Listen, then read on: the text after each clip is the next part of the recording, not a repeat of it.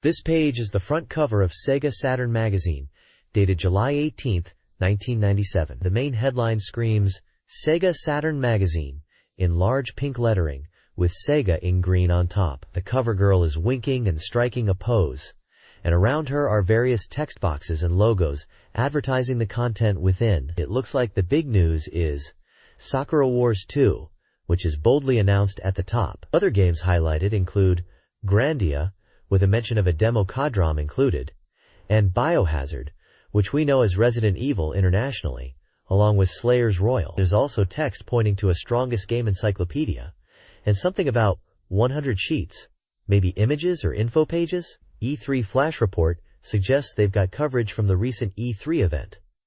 We can also see listed Real Sound, Kaze no Regret, J-League Pro Soccer Club Otsukuru 2, Street Fighter Collection, and games like Langrisser IV, Marvel Superheroes, and Virus, mentioned in smaller text boxes on the right side. It seems like a packed issue covering a wide range of Saturn games. This page presents a visually striking image of Spider-Man, rendered in a classic comic book style, complete with halftone dots. The iconic Capcom logo is displayed at the top, clearly indicating the game's publisher. At the bottom left, Japanese text boldly proclaims, "The strongest hero is me," a confident statement fitting for the web-slinging superhero. It's highly probable this page is connected to the Marvel Superheroes game mentioned on the front cover of the magazine, and is likely an inside page providing more details or a feature on the game itself. This page is a vibrant advert for the SEGA Saturn release of Marvel Superheroes, which is stated as coming out on July 18th and costing 5,800 yen. The page highlights the SS version, which boasts enhanced graphics thanks to utilizing extra RAM. You can see screenshots showcasing the game's versus fighting action, with characters in the middle of combat and special moves. The Capcom logo is prominent, and there's standard company information listed at the bottom. It looks like a very exciting release for SEGA Saturn fighting game fans. This page is promoting a collection of games and digital content for the SEGA Saturn, calling it a great value deal. It highlights various titles available within this package. The page mentions Sakura Wars Strategy Video Preview Edition and Virtua Fighter 3 Strategy Video Preview Edition, suggesting it includes video guides for these popular games. It also features series game Hippopoi's Great Adventure 5, described as an action game where you control Hippopoi and collect diamonds. Series game Ejihan is mentioned as a word-finding puzzle game that is addictive. Girls Collection in Shinjuku Joyopolis is described as interviews with girls in Shinjuku Joyopolis, featuring around 50 girls. Series game RPG Club is also mentioned as a user-created RPG software where your name can appear in the staff roll. Moving to the minigame section, Fun Blackjack is highlighted, along with Torutori Marbles, a minigame where you move marbles and connect them. World Conquest Company Limited is a minigame where you train evil monsters. Barbara Konomi's fortune-telling is also included, which uses biorhythm and fortune-telling based on cooking. The page also mentions experience game Quo Vadis 2, Fun Blackjack again, and a contribution digital gallery. Finally, there's digital comic Older Brother and Taking Marbles, which appears to be the same as Torutori Marbles. In essence, this page is advertising a compilation or package filled with various minigames, previews, and digital content for SEGA Saturn owners. It emphasizes the variety and value for money offered by this collection. This page is advertising Gameware Volume 5, a 2-disc set available for 2,980 yen, emphasizing it's packed with fun. It highlights preview videos for Virtua Fighter 3 and Sakura Wars, suggesting strategy guides are included. This collection also seems to come with a guaranteed bonus of a Sakura Wars Trading Collection original hologram card set, containing 3 cards. There's also a prize campaign where you can win Sakura Wars jigsaw puzzles by application. The prizes include a 1,000-piece puzzle called Sakura Wars Romantic Storm, a 500-piece puzzle, Sakura Wars Maidens Assemble, and a 300-piece puzzle featuring Sakura Shinguji. The deadline for entry is July 31st, 1997. This page is a vibrant advert for the SEGA Saturn game Slayers Royal 2. It's clearly aimed at fans of the Slayers anime and the previous game, Slayers Super Brave. The ad shouts that Slayers is SEGA Saturn, highlighting it as a dedicated role-playing game for the console. You can see the main characters, Alina Inverse, Guri Gabriev, Zelgadis Greywords, and Amelia Will Tesla Saloon in chibi 3D style. They are emphasizing the dramatic story and exciting gameplay with phrases like big uproar, screen filling, Guri is, and Lena is, along with beautiful anime scenes and powerful battle scenes. The release date is prominently displayed as July 25th, with a price of 6,300 yen before tax. This looks like a must-have for Slayers fans wanting to experience the series on the Saturn. This page is dedicated to the SEGA Saturn release of Super Dimension Fortress Macross, Do You Remember Love? Celebrating the 15th anniversary of Macross, it's presented as an interactive cinematic experience, highlighting the iconic love song and the emotional story. The advert features Lin Min-mei prominently and describes the game as a side-scrolling shooting game for one player, spread across 2 kridroms. It emphasizes the nostalgic feeling for longtime fans. The page also mentions release dates for video and LID formats in June and July respectively, along with prices. At the bottom, there's a smaller advert for a Sakura Teisen Hanagumi video bromide, featuring unaired anime scenes and character interviews. This page showcases the SS Joypad AI, a programmable SEGA Saturn controller. It's advertised as having powerful combo capabilities with just one button press. The controller boasts 54 programmable commands and 2 input timing modes: fast timing, which optimizes input timing automatically, and real timing, which memorizes input timings exactly as performed. This is highlighted as ideal for complex combos. It also mentions mirror reflection compatible one-touch command system, suggesting it can handle mirrored controls when player positions change in games. The advert emphasizes ease of use for complex stages, mentioning features like continuous fire and 5-stage slow motion, likely beneficial for genres like shooting games. The controller is depicted with labels like auto, teach, mem, and programmable, hinting at its advanced features. The page also highlights its suitability for action, shooting, and racing game genres, emphasizing steering control for racing games, mentioning accelerator, brake, and gear changes can be assigned to the pad. The release date is stated as July 11, 1997, and the suggested retail price is 3,980 yen. The bottom of the page includes company information for Kabushiki Gaisha Intech, with their Tokyo address and phone number. It also includes Sega Saturn and Sega Enterprises logos, with a note about the product being licensed for Sega Saturn and only sold in Japan. The next page is a full-page advertisement for the Sega Saturn game Mr. Bones, promoting it as Welcome to Convenience Store Mr. Bones. There's a cool pad present campaign, where if you buy the Mr. Bones game and a Sega Saturn console together by August 31st, you can get a skeleton-type controller, likely referring to the programmable controller featured on the previous page, which is being given away at stores. The advert uses the tagline, Play with Bones, and mentions Thrill and Gag 24 stages, highlighting the game's gameplay and level count. There are screenshots showcasing the game's unique visual style and gameplay. A Mr. Bones Super Present campaign is detailed, offering prizes like tickets to the 1997 MTV Video Music Awards in New York and Europe, big artist secret party invitations and signed original goods supported by MTV, and original Mr. Bones merchandise like limited edition models, rings, and patches.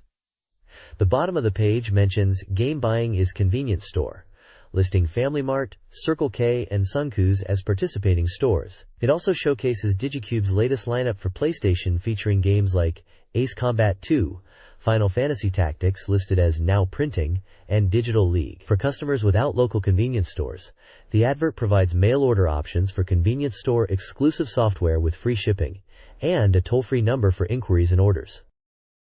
This page highlights several strategy guides and art books. The Cyberbots Full Metal Madness Guide, the first in the Saga Maga MOOC series, promises in-depth coverage of the fighting game. The Mobile Battleship Nadesico Perfect Guide caters to fans seeking to romance all characters, with humorous dialogue snippets. Theme Park Perfect Guide offers tips for building successful amusement parks.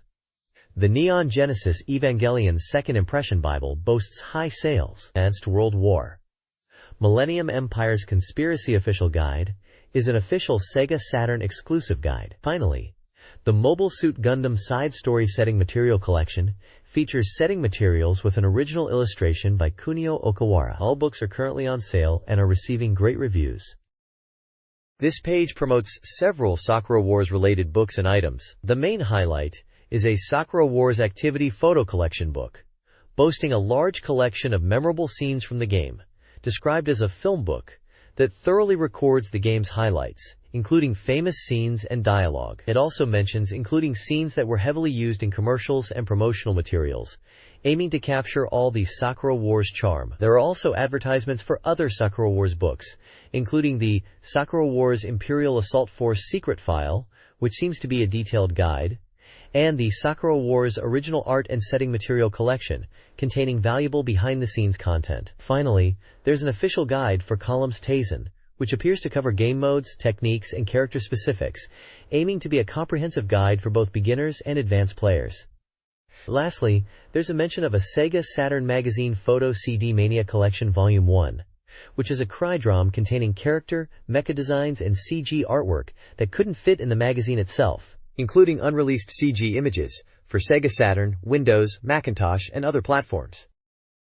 This page is the contents page for this SEGA Saturn Magazine issue, highlighting the key articles within. Page 66 features a special article about Strongest Game T-shirts, showcasing a grand collection of 100 T-shirts. It mentions popular franchises like Sonic the Hedgehog, Evangelion, Fujisaki Shiki, and Gundam, emphasizing these as must-see collector's items. Page 23 is marked as Special News, and it looks like it's previewing upcoming games, featuring Sakura Wars 2, Thou Shalt Not Die, Grandia, and Yuno, a girl who chants love at the bound of this world. Other titles mentioned include Slayers Royal, Nangoku, Berehare Densetsu, Super Robot Wars, F. Machi, Real Sound Kaze, No Regret, J-League Pro Soccer Club Wotsukuru 2, and Street Fighter Collection. Page 72 covers the E3 Atlanta report, and page 75 is about Sega PC's Challenge to the World. Finally, page 105 advertises a special appendix or bonus item.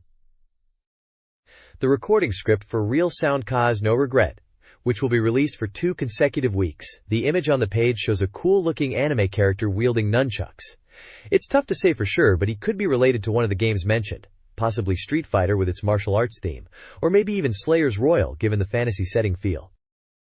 This page showcases the latest Sega Saturn news, including new game releases like Noon, Princess Quest, Prey Doll Disc Volume 7, and Hark's Adventure. Upcoming titles include Ochi GE Designer and Marvel Superheroes. Dedicated sections cover guides for fighters, history, Dynamite, and Marika, along with news on Biohazard, Resident Evil. The page also features information on Yushun Classic Road and M3 Research, highlighting Virtual on Xover, Lost World Jurassic Park, and Top Skater. A comprehensive game index lists numerous titles alphabetically and by page number, including a wide variety of genres.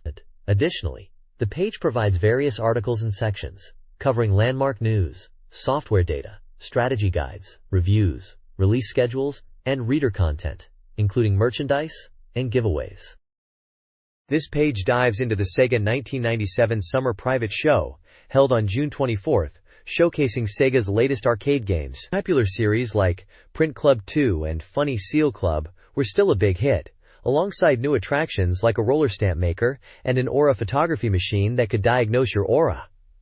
Games like Lost World, Jurassic Park 2, Le Mans 24, and Motor Raid were also featured and gaining a lot of attention. Moving on, there's a section about voice actress and singer Sakura Tange, known from the radio program Club Tokimeki Memorial. She held a release event in Tokyo on June 21st for her second single, Make You Smile. Despite rainy weather, the event was a success, with her performing 5 songs and interacting with fans in a talk show format. Finally, the page announces a new unit formed by Don Macau and Chisa Yokoyama for the Game Walker Net radio program.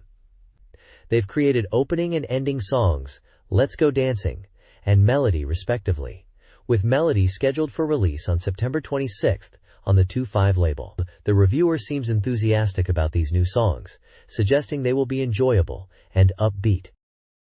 The popular game Machi is being adapted into a radio drama, featuring main characters and unreleased content, with listener participation. The sequel novel, Dokusei Summer Vacations End, is coming soon for 857 yen, focusing on a summer vacation story. The Saturn game Ebarouge is receiving a Windows upgrade, Ebarouge Special Love and School Life, for 9,800 yen, enhancing gameplay. A premium CD giveaway is being offered to Galaxy Fraulein Unifans, commemorating the bulk/release. Mitsubishi Electric is launching a 14-inch 14GSX game-specific television for 49,500 yen.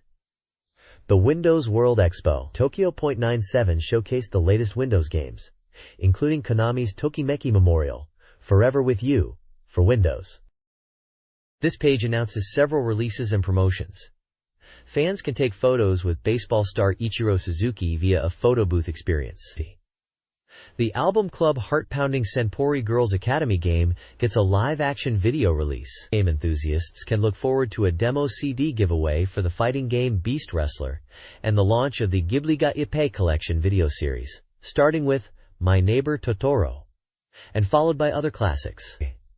Music releases include Hiromi Okada's Fake Love, Nanase Aikawa's Paradox, and upcoming second album, Kuroyume's Drug Treatment, the dance track Love Too Shy, I Love Too Shy, the rock album, Atomic Number, Garage Dynamites, the Girls B theme song, Satoshi Hashimoto's R&R Dollar Trip Volume 2 Money Horse, and the voice actor Wish Hero Wish soundtrack tied to a Saturn RPG.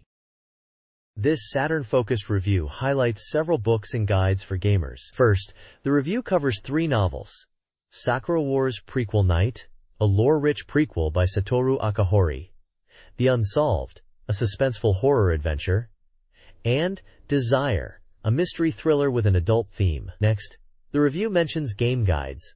Cyberbot's official guidebook Allied Forces Secret File offers comprehensive strategies. Ebarouge Academy Life Guidebook covers both Saturn and PlayStation versions, providing in-depth event details. Horse racing fans get Yushun Classic Road, a strategy guide for breeding and training. Lastly, Illustration Haunted Casino presents stylized artwork and interviews related to the game Haunted Casino. The SEGA Saturn weekly software sales chart reveals Sonic Jam leading the pack, anticipated to be a long-term success. Following in second is the racing game Zero Yan Champ Doozy Typer. Sakura Wars Limited Edition reprint holds third, demonstrating sustained popularity. Salamander Deluxe Pack Plus comes in fourth, while Super Dimension Fortress Macross, Do You Remember Love?, is in fifth place. Further down the list, Magical Drop 3 and Waku Waku 7 secure sixth and seventh. America, Truth World, a deep RPG, takes eighth. Underclassmen, a romance game, and Digital Angel claim ninth and 10th respectively. Completing the top positions are Professional Baseball Greatest 997 and titles from the Sega Saturn collection, which include Saturn Bomberman, Princess Crown, Pacific Storm 2, and Sega Rally Championship Plus. The chart data is compiled from multiple stores. This page presents 2 game charts and a spotlight on a new arcade title. The User Data Top 20 chart reflects Saturn owners' porting desires, with Vampire Savior leading, followed by Final Fantasy and House of the Dead. Other notable titles include Evangelion, Iron Maiden, and Dragon Quest series. The Shop Data Top 15 for arcades sees Virtua Fighter 3 and Tekken 3 topping the list, with Vampire Savior and Virtua Striker 2 also popular. Racing and fighting games dominate the arcade scene. A one-point check game highlights Motor Raid, a futuristic bike racing game. Finally, there's a preview of Marie's Atelier, The Alchemist of Salzburg, shown with a screenshot indicating 20% completion. This page showcases the User Data Top 30, highlighting the most anticipated upcoming games for Saturn based on user votes. In the top 3, we have Grandia at number 1, described as an RPG. Second place is Super Robot Taisen F, another highly anticipated title, with its development at 60% and boasting an engaging story and impressive visuals. Virtua Fighter 3 takes the third spot, a fighting game that's generating excitement due to its arcade popularity, with development progress at a mysterious %. Moving down, in fifth position as new entry is Yuno, a girl who chants love at the bound of this world, an adventure game with 5% development progress, noted for its captivating storyline. The Coming Soon section focuses on Sakura Wars 2, another highly anticipated title, but its development progress is also marked as %. The page mentions it's a dramatic adventure game. Finally, in the other check, Coming soon! area, we see a spotlight on Sega Ages/Fantasy Zone and Street Fighter Collection, indicating these are also upcoming titles to watch out for. The page generally seems focused on hyping up these exciting new releases for the Sega Saturn. The next page presents the weekly Sega Saturn Readers Race Volume 59, dated June 27th. This is all about ranking currently available Saturn games based on reader votes. It's a real-time ranking system where players vote and influence the charts. The page explains how the ranking works. readers evaluate games they've played on a 10-point scale, and these scores are averaged to create the ranking. They encourage feedback and opinions from players. The odds table Saturn A is featured, which seems to be the main ranking chart. There's a lot of data here with ranks, previous ranks, game titles, genres, and average scores. An interesting section called Unexpected Turnaround highlights that Eve Burst Error has reclaimed the top spot in the rankings. It mentions the close competition and notes that Game Tengoku made a strong debut at 4th place in the previous ranking, while To Heart has slipped down. Here, they are discussing the fierce battle for the top spots and are wondering about the impact of upcoming new releases on the rankings. There are screenshots on the right side showing scenes from Eve Burst Error and Policenauts, with character art also included to highlight these games. The overall tone suggests surprise at Eve Burst Error's return to number 1 and anticipation for how the rankings will continue to evolve. This week's Sega Saturn Readers Race highlights new game entries. Phantastep, an adventure game with a storybook style and smooth animation, is praised for its atmosphere but criticized for pacing. Angel Paradise Volume 2, a fan item, caters to collectors. Brad Dill Disc Volume 1 features real-life photos and movies, making it appealing to fans despite short content. Japan's Super Base Classic 96 offers a realistic fishing simulation, while some find it too authentic. Uma Stable, a horse racing database game, targets those interested in betting and data analysis, but might be better for beginners. Finally, Voice Idol Maniacs is a billiards game with disappointing voice acting and dating elements, failing to impress either billiards or Voice Idol fans. This page continues the Sega Saturn Readers Race Rankings, noting some instability in the odds chart B. The magazine points out that games are fluctuating in popularity, specifically mentioning the Mystery Demon Village, which jumped 199 places to rank 40th, Galaxy Fraulein Una Remix, dropping 26 places to 222nd, and Three Dirty Dwarves falling 60 spots to 257th, emphasizing that the rankings are still quite volatile.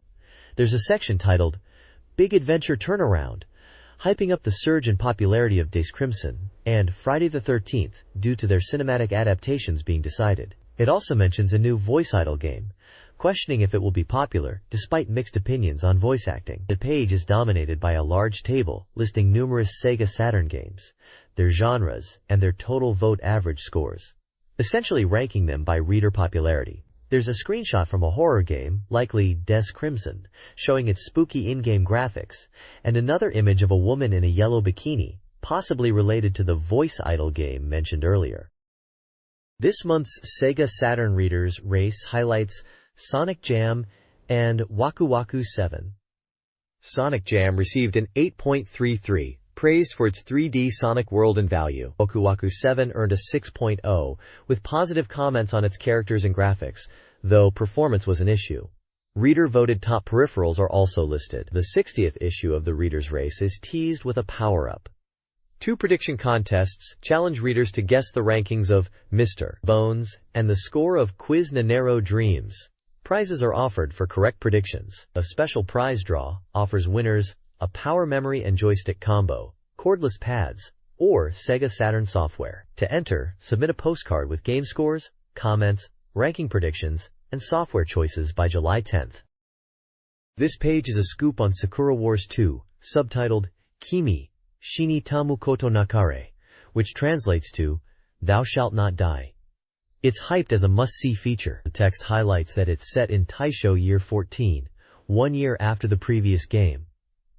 The article emphasizes that the Battle of the Maiden is not over. It mentions Sakura Wars winning awards, like the Satamaga Grand Prix and First SESA Award, becoming a flagship Saturn title. This sequel is highly anticipated, and this article covers the announcement event. There are screenshots likely from the announcement, including one of a poster showing character artwork and the Sakura Wars 2 logo. There are also photos of staff members talking about everything Sakura Wars 2. There are bullet points listing key details for the game. It's from SEGA, the price is undecided, it's a dramatic adventure game for one player, and it's for all ages. It also mentions a spring 1998 release date. The announcement of Sakura Wars 2 was celebrated at a Tokyo event featuring merchandise, themed refreshments, and a talk show hosted by Genki Yamamoto. The event focused on new characters joining the Flower Division. Notably, Orihime Soletta, a 17-year-old Italian stage performer voiced by Maya Okamoto, was introduced. Described as a Kogel with a global reputation, she's poised to be a key rival. Details on Orihime include her birthday, height, weight, and blood type, though her bust, waist, and hip measurements are unlisted. Another new character, the beautiful young boy Reni, is also teased. Potentially, another rival. The article promises enhanced action and secrets for the returning Flower Division members, suggesting a more intense experience than the first game. This page focuses on the announcement of Sakura Wars 2 and the ambitious sales target of 1 million copies, a statement made confidently by Hiroyoji and others. It highlights the gathering of the gorgeous staff for the sequel, emphasizing their renewed enthusiasm and determination to surpass the first game. The page includes comments from various staff members. Hiroyoji, the overall director, mentions aiming to change the entertainment landscape of Japan with Sakura Wars 2, and emphasizes teamwork and passion within the development team. Akahori Satoru, in charge of series composition and screenplay, discusses the challenge of writing engaging stories, aiming for depth and complexity while ensuring accessibility for a wide audience. Other staff members like character designer Fujishima Kusuke, music composer Tanaka Kuhei, and voice actress Yokoyama Chisa, Sakura Shinguji, also share their thoughts on the project, highlighting their dedication and the collaborative spirit. There's a profile section dedicated to the new character, Reni Milchstrasse, confirming details like age 15, birthday, December 24, 1909, height, 147 centimeters, weight, 38 kilograms, blood type, O, nationality, German, and voice actress, Ira Kanako. The profile positions Reni as part of the Imperial Floral Assault Group, Machine Doll.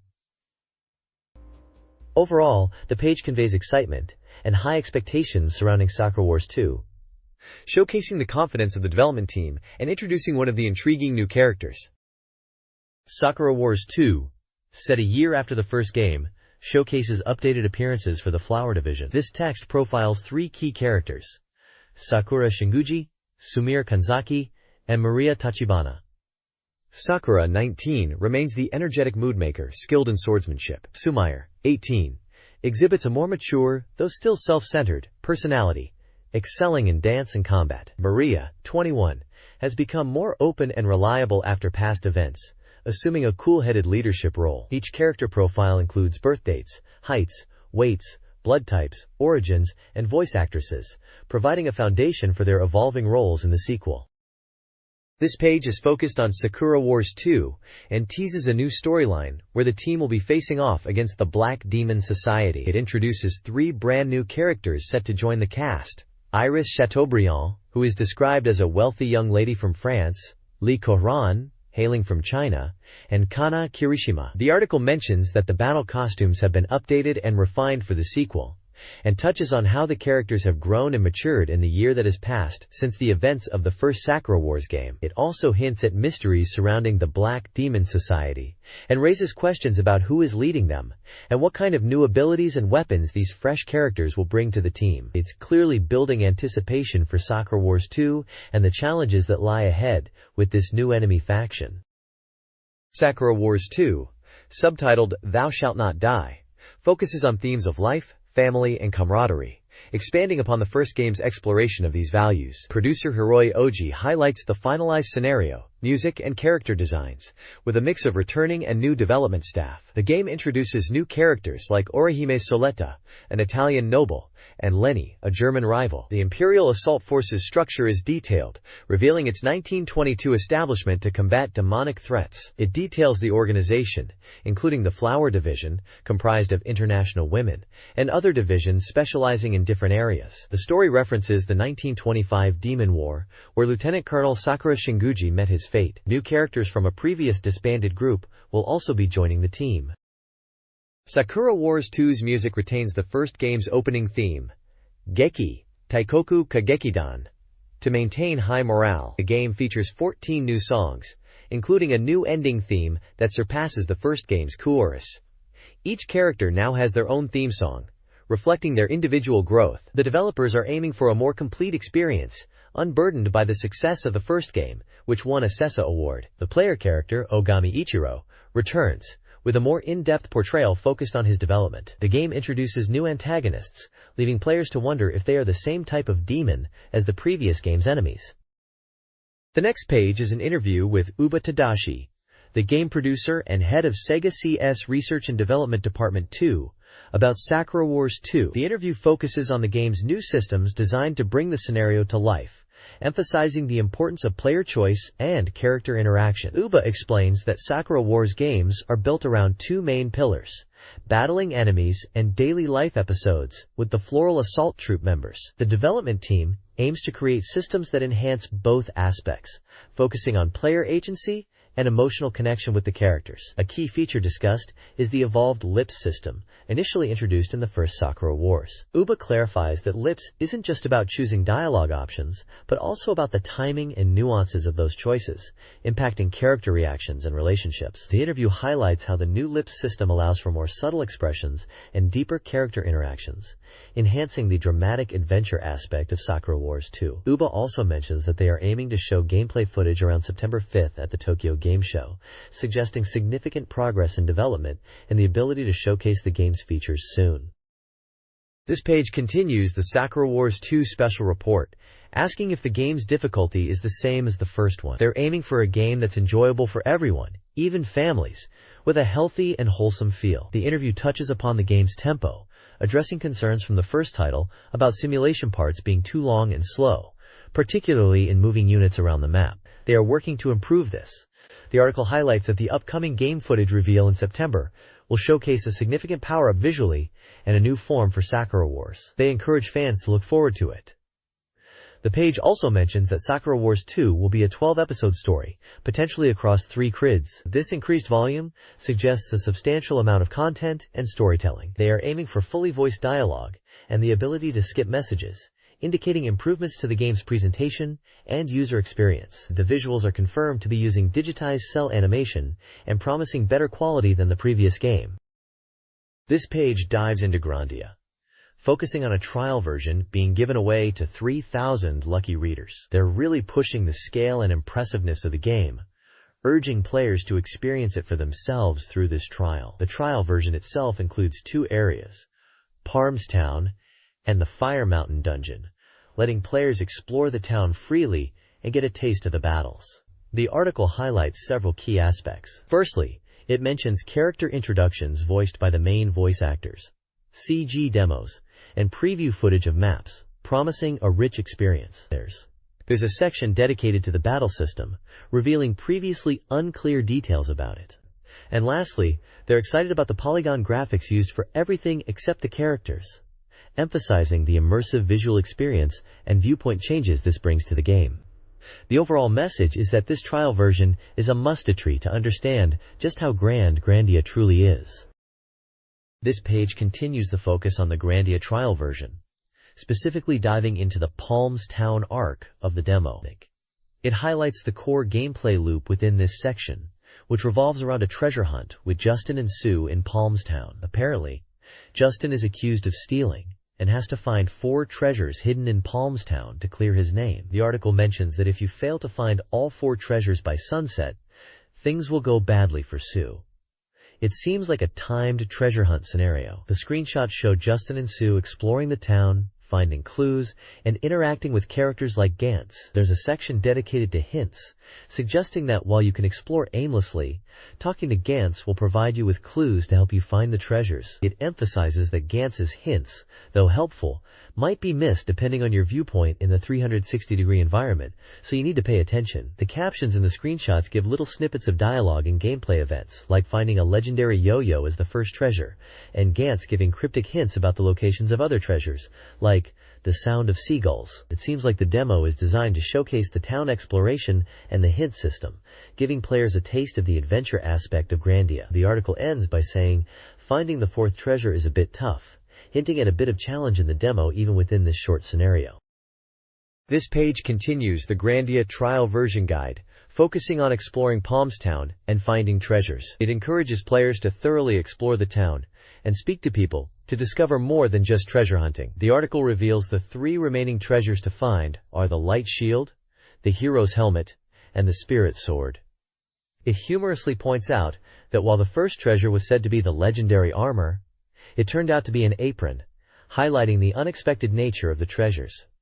The guide then describes what happens after collecting the treasures. Justin is accused of being a thief and needs to return to Gantz. Screenshots depict Justin and Sue getting scolded by a character named Greg in front of a crowd of townspeople for causing trouble. It seems that even after finding the treasures, there are still challenges and humorous situations to experience in the demo. The page ends with the phrase, Chan Chan, often used to signify the end of a segment or story, suggesting the conclusion of this part of the Grandia demo guide.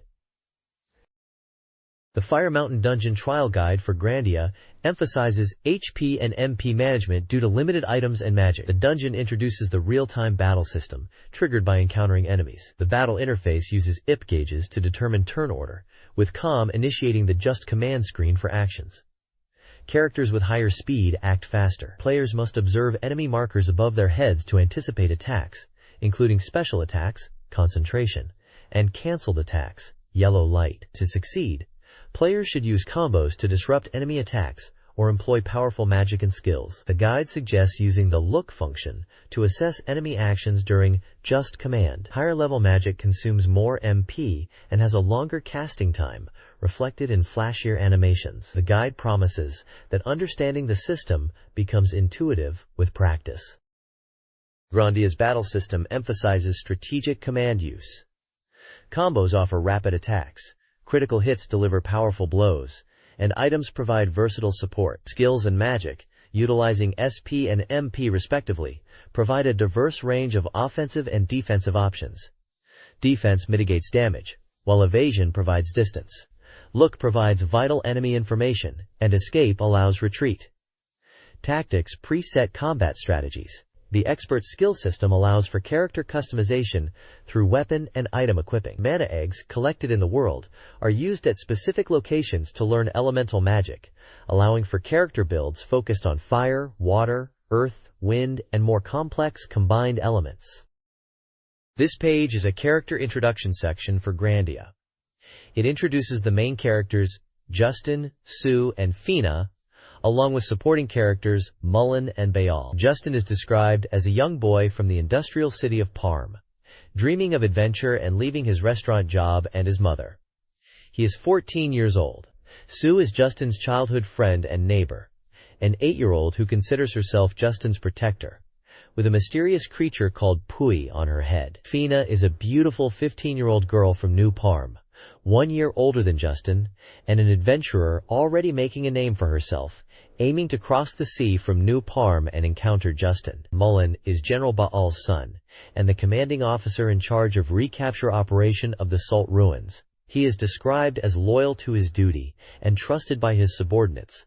Despite not fully agreeing with his father, General Baal is Mullen's father and a high-ranking officer in the Garlisle forces, involved in secret operations, and appears in demo scenes. Voice actor information is provided for each character with comments from the voice actors about their roles. There is also a section listing other voice actors involved in Grandia, including Inoue Kikuko, Inuyasha Hideo, Yamaguchi Kappei, and many others, highlighting the extensive voice acting cast in the game. The page mentions that the demo version includes a mini-drama character introduction featuring Justin, Sue, and Fina, with dialogues changing upon multiple listens, adding a special feature for players. This pre-release footage showcases various locations in Grandia. Players will explore the Ghost Ship, a mysterious vessel encountered at sea. Next is the Mysterious Structure, a volcanic site with human construction and strange interior objects. The Sult Ruins, near Parm, are now a military zone controlled by the Garlisle forces, with excavation restarted and observation forbidden. New Parm Town, a vibrant, colorful town, contrasts with the old Parm, featuring modern elements. The grassland area depicts a vast green field, while the rock mine, once a thriving mining area, is now in decline, offering a roller coaster-like minecart ride. Finally, the Flying Battleship, a technologically advanced, red battleship, dominates the night sky. This page showcases two locations in Grandia. First, we have the Garlisle Army Frontline Base. It's described as a place where steam industry technology meets the Garlisle Army's ambition to conquer the world. The base is filled with an overwhelming number of tanks and war machines, far beyond what you'd normally see in a town, raising questions about their purpose. Next, we see the ancient castle of the Spirit Tower. This location is portrayed as a mysterious and eerie place with strange objects and a gloomy atmosphere. It's described as a once vibrant castle, now ruined by time, with traps inside. Even the paintings within have strange red lines and bizarre decorations. At the bottom of the page, there's information about a demo version giveaway for Grandia. It mentions that 100,000 demo discs are being produced, with 3,000 being given away to readers. To apply, you need to send a postcard with your address, name, phone number, age, occupation, and your opinions and requests for Grandia. The deadline for applications is July 18th, a Friday. They also mention that demo versions will be available at stores that have the promotional posters. This page is all about the game You-Know, or Girl Who Chants Love at the End of the World. It's being advertised as a continuation of information from the previous magazine. The page highlights that it's based on user feedback and focuses on beautiful original artwork from the PC version, featuring an interview with the creator, Sword Yukihiro. There are screenshots showcasing different scenes from the game. One image shows two girls and a man looking at a photo. Another image shows a woman in a chair talking on the phone, described as the protagonist's stepmother, Ayame Asakura, but noting her tone is always harsh. Another scene depicts two female classmates of the protagonist, Sawako and Shina, seemingly talking about something. And finally, there's an image of a woman in a pink outfit in a park, described as a mysterious woman who feels familiar. The text emphasizes that this is the latest information on You-Know, building on previous updates about the Saturn version and other important details. It also mentions newly decided Creedrom access details. It poses a question about how long users will have to wait for Elf's game. The bottom section includes details like Elf, planned release in 1997, price undecided, multi-story system ADMs, 18+ recommendation, and shuttle mouse compatible, along with 5% completion status. This page dives deeper into the world of You-Know, the girl who chants love at the end of the world, for the SEGA Saturn. It sets the stage for the story, mentioning the protagonist's father who is initially declared dead after going missing during research. However, a parcel arrives containing a mysterious round mirror and strange device, along with a letter revealing his father is still alive. This kicks off the protagonist's journey into parallel worlds, a concept described as history definition, reversible concept.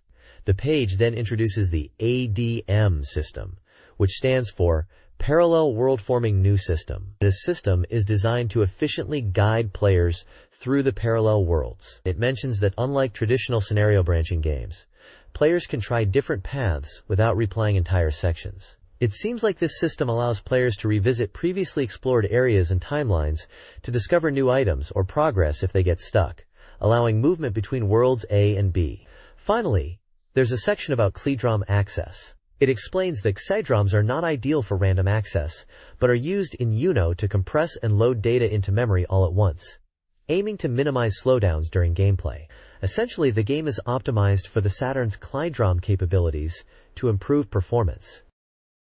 Yukihito Karyu, the general producer of You-Know, A Girl Who Chants Love at the End of the World, discusses the game's unique features. The interview focuses on the blindfold system, also known as ADMs, Auto-Diverge Mapping System, which streamlines navigating the complex branching narrative of parallel worlds. ADMs visually maps branch points and uses sound cues, eliminating the need for repetitive replays. Karyu also addresses the concept of player plays a role. He considered the perspective of the player within the game world, realizing that the game system should handle mapping, allowing the player to fully immerse themselves in their role. He sees the system as acknowledging the God's eye view players often have in games. Finally, Karyu highlights the integrated nature of the scenario and system, emphasizing their concurrent development to ensure a cohesive experience. He believes the scenario is central, but the system is vital for bringing the vision to life, ultimately aiming to allow players to truly play a role. This page continues the discussion about Yuno, a girl who chants love at the end of the world, focusing on the design philosophy behind its world-building and gameplay on the SEGA Saturn. They are calling it the Role-Playing Role Challenge, emphasizing how players engage with the game. The interview delves into the parallel world concept and the ADM system, highlighting that each parallel world isn't just a random branch, but contains unique information and items that are relevant to the overall experience. They want players to truly feel like they are exploring and making meaningful choices within these worlds. The discussion also touches upon the age rating and how adult content from the original PC version has been adjusted for the Saturn release, acknowledging the more suggestive themes like cannibalism and incest in the PC version were toned down. However, they emphasize that the Saturn version is still aimed at adults, focusing on a mature storyline and complex themes. They mentioned they are leveraging the Saturn's strengths as a console to enhance the game's presentation and adding new CG and story elements specifically for this version. The ultimate goal is to provide a deeply immersive experience where players become one with the protagonist, explore branching parallel worlds, and ultimately search for the mysterious girl Yuno and uncover the truth behind it all. They encourage players to experience this reborn version of Yuno on the Saturn for themselves and check their homepage for more details. This page is a special report on the SEGA Saturn game Slayers Royal, a 3D RPG published by Kadokawa Shoten, and especially the headline boldly states that it's more enjoyable if you don't think too deeply, describing it as a slightly weak-kneed RPG, implying a fun and accessible experience rather than a deeply strategic one. The page emphasizes the lively voice acting and dynamic presentation during battles, which makes them exciting. It even promises to teach players how to control Lina and the others. Screenshots showcase the in-game battle system and Chibi-style character portraits during dialogue. Character introductions are given for Lina Inverse, Amelia Will, Tesla Saloon, Zelgadis Greywords, and Guri Gabriev. Amelia is described as using righteous pronouncements in her heroic style, Zelgadis as a cool and collected type who dodges attacks, Guri as a counterattacker, and the page highlights the voice acting for each of them. The game is positioned as an RPG, where you can easily jump in and enjoy the Slayers world. The game is set to release on July 25th, priced at 6,300 yen, and is a single-player experience. This page continues the introduction to Slayers Royal, focusing on combat tactics and a key story moment. It breaks down various attack commands available in battle, like a standard attack to pursue and defeat enemies, a dash attack useful for pushing back foes to create openings, evasion to increase dodge rate, counterattack which is more effective against direct attacks, defense to reduce damage, and escape to retreat from battle. The page points out, critical hits occur randomly and deal extra damage, noting Gauri's attacks are prone to them. Item power-ups are explained, allowing temporary boosts to attack and speed using items dropped by defeated enemies. Character-specific commands are showcased. Naga gets mocking laugh to taunt enemies. Although evasion is impossible, it can reduce damage and sometimes stop enemies from approaching. Lina's command, Slippa, can be used to wake up sleeping allies or as an attack. Guri has block to almost completely guard against physical attacks. Movement is explained with the move command, letting you position characters. There's also a tip for when you are cornered and cannot escape, advising on tactical positioning. Finally, there's a movie scene section highlighting the recruitment of Zelgadis. It mentions a plot point involving a demon named Zod and a choice of routes at Sonia City, implying different story paths and battle scenarios depending on player decisions. The page reinforces the game's focus on accessible and enjoyable gameplay, consistent with its earlier description as a slightly weak-kneed RPG. Slayers Royal emphasizes strategic magic use. The game features accessible magic, with characters starting as proficient spellcasters. Two primary types exist: anti-personnel, single target, and directional, area of effect. Powerful spells like Zealous Brid and Metallium are showcased, alongside recovery magic. A key warning advises players against using destructive spells near towns, as careless use can trigger game overs. Sonia City offers mini-quests, adding depth to the gameplay. One involves investigating a potion mishap with ghostly encounters. Another tasks players with restoring a ghost-infested sanctuary for a reward. The page also highlights the real-time nature of enemy movement, encouraging players to anticipate enemy positioning when casting spells, particularly area of effect spells, and utilize tactical positioning. Slayers Royal features diverse magic types and customizable combat strategies. Area of effect spells target everything in range, including the caster, with potential risks. Targeted area magic hits enemies around a selected target, good for groups.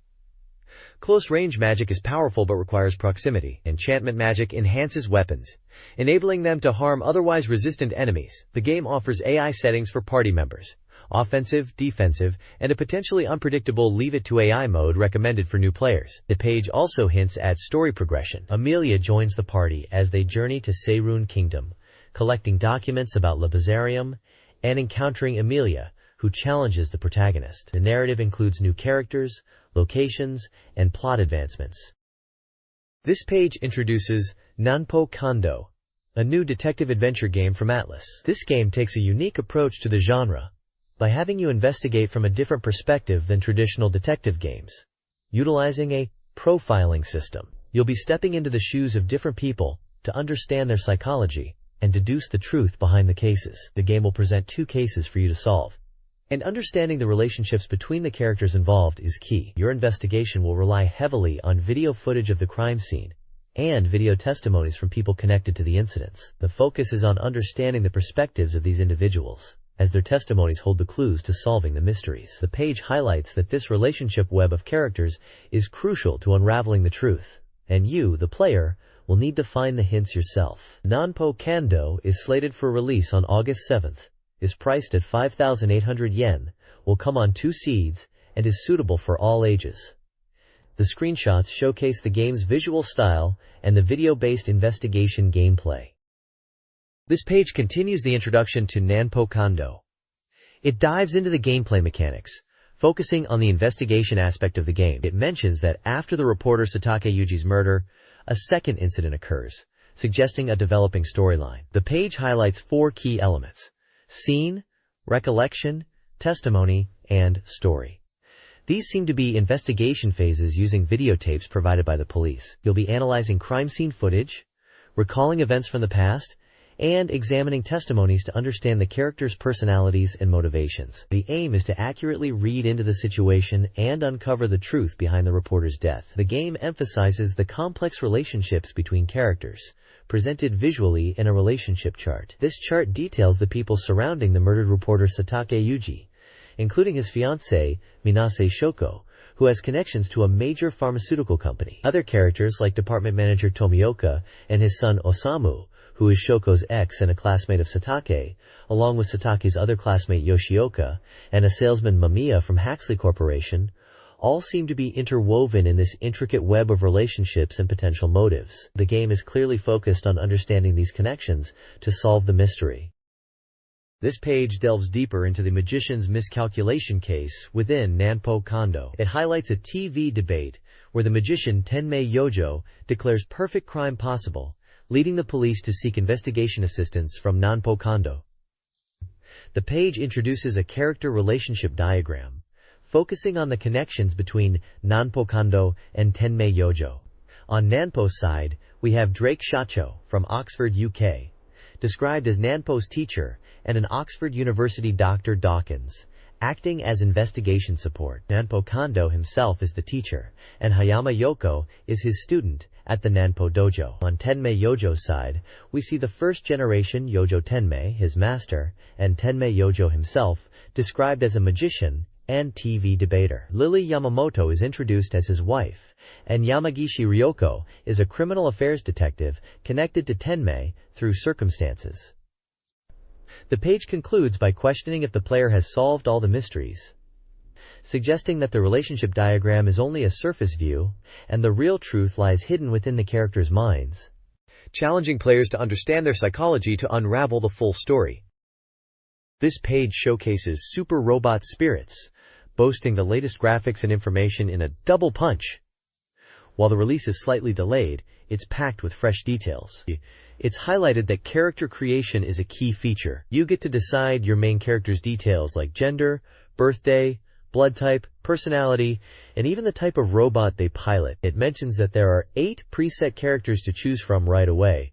Or, if you prefer, you can dive into detailed customization, just like in 4th Super Robot Wars S. An example character named Irmgard Kazado, nicknamed IRM, is given with a November 10th birthday, a logical personality, and a real robot type. The page emphasizes the freedom to mix and match face graphics and personalities to your liking. Published by Banpresto and scheduled for release on August 29th at 6,800 yen, Super Robot Spirits is a simulation RPG designed for a single player of all ages. You can see screenshots displaying various character portraits, neatly divided into male and female options, giving a good look at the visual styles you can choose from.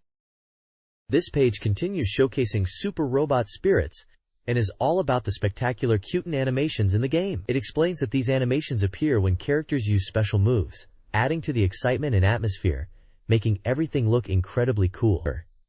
First up, it highlights the Ideon sword from legendary giant god Ideon. It's described as a super powerful map weapon that can be used when the Ideon gauge is maxed out. It's emphasized that this is a top-tier attack, but requires specific conditions to be met and careful gauge management. Next, the page features the Super Domeo Shadow Bullet from Mobile Fighter G Gundam. This move is portrayed as a secret technique used by Doman and Master Asia, a powerful attack that can be used as a map weapon.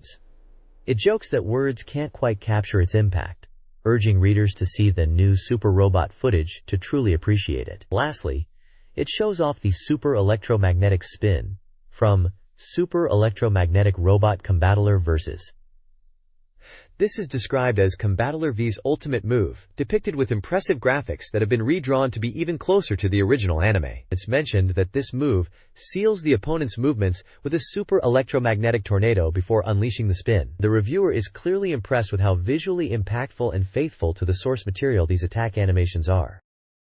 This page continues the focus on Super Robot Spirits and delves into more game mechanics and special attacks. It kicks off with an EVA System Continued Report section focusing on the umbilical cable from Neon Genesis Evangelion. It explains how Evangelions are powered by cables extending from buildings, limiting their movement to a 10-square radius. You can cut the cable with an individual command, but after that, you only have 3 turns of activity before needing to reconnect. This adds a strategic element of resource management and positioning to combat. Next, it touches upon the sync rate concept, again for Evangelion. The sync rate, shown in the top right alongside Shinji Ikari's profile, influences the EVA's combat abilities, attack power, and even hit rate. It mentions that raising the pilot's level increases the sync rate. It suggested that events in the game can also impact this rate, hinting at a dynamic system. Then, the page highlights the Shining Finger from Mobile Fighter G Gundam. It's presented as Domenkashu's ultimate technique, a super move, visually represented with brand new Quten animations for Super Robot Spirits. The screenshots showcase the sequence of the Shining Finger attack, from the charging up phase with Doman proclaiming, "My hand is shining and roaring," to the final blow with the cry, "Shining Finger!" It emphasizes the move's power and impact, promising a visually impressive spectacle faithful to the original anime. The page is clearly excited about these powerful, visually impressive special moves in the game.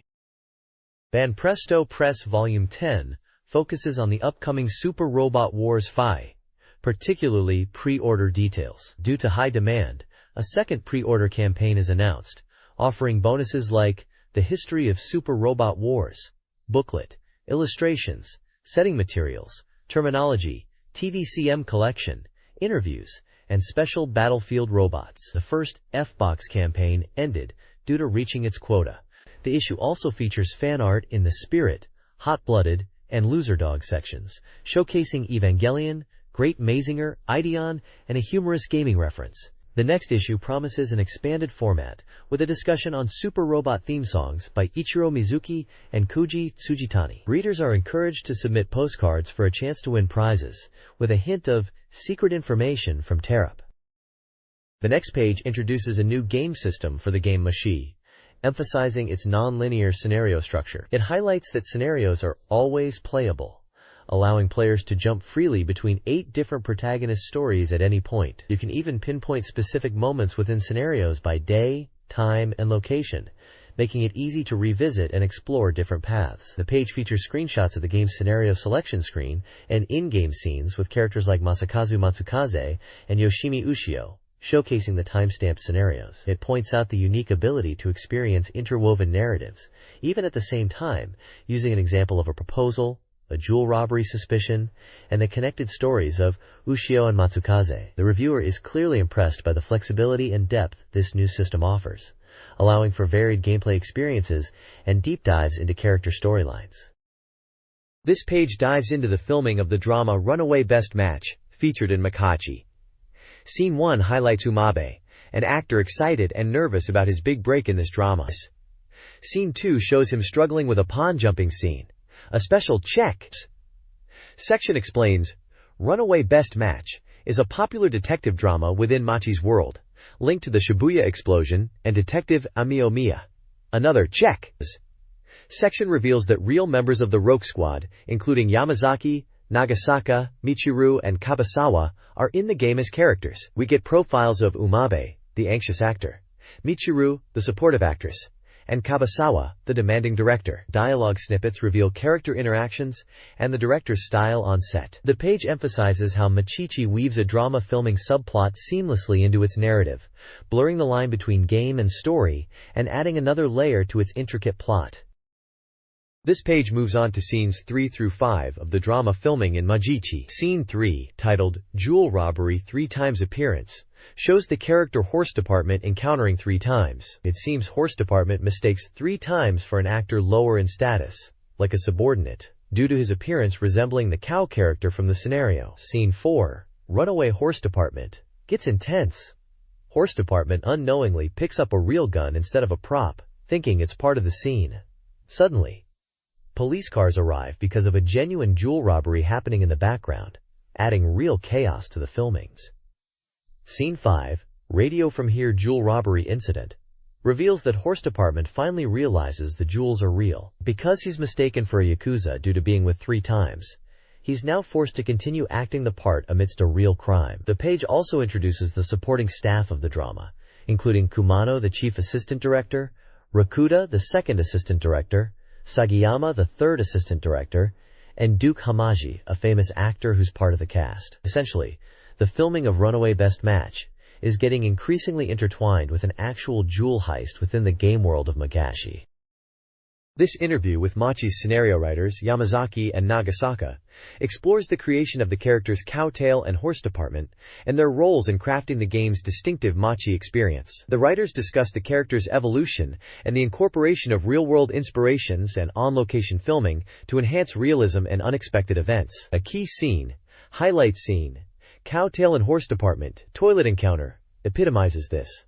Horse Department, pursued by a woman due to a misunderstanding, hides in a toilet where he unexpectedly encounters Cowtail. The scene, depicted through screenshots, shows this humorous collision of their distinct storylines. The interview highlights this type of unpredictable intersection as a defining element of Machichi's engaging gameplay, leaving the reader wondering about the characters' fates in this comical situation.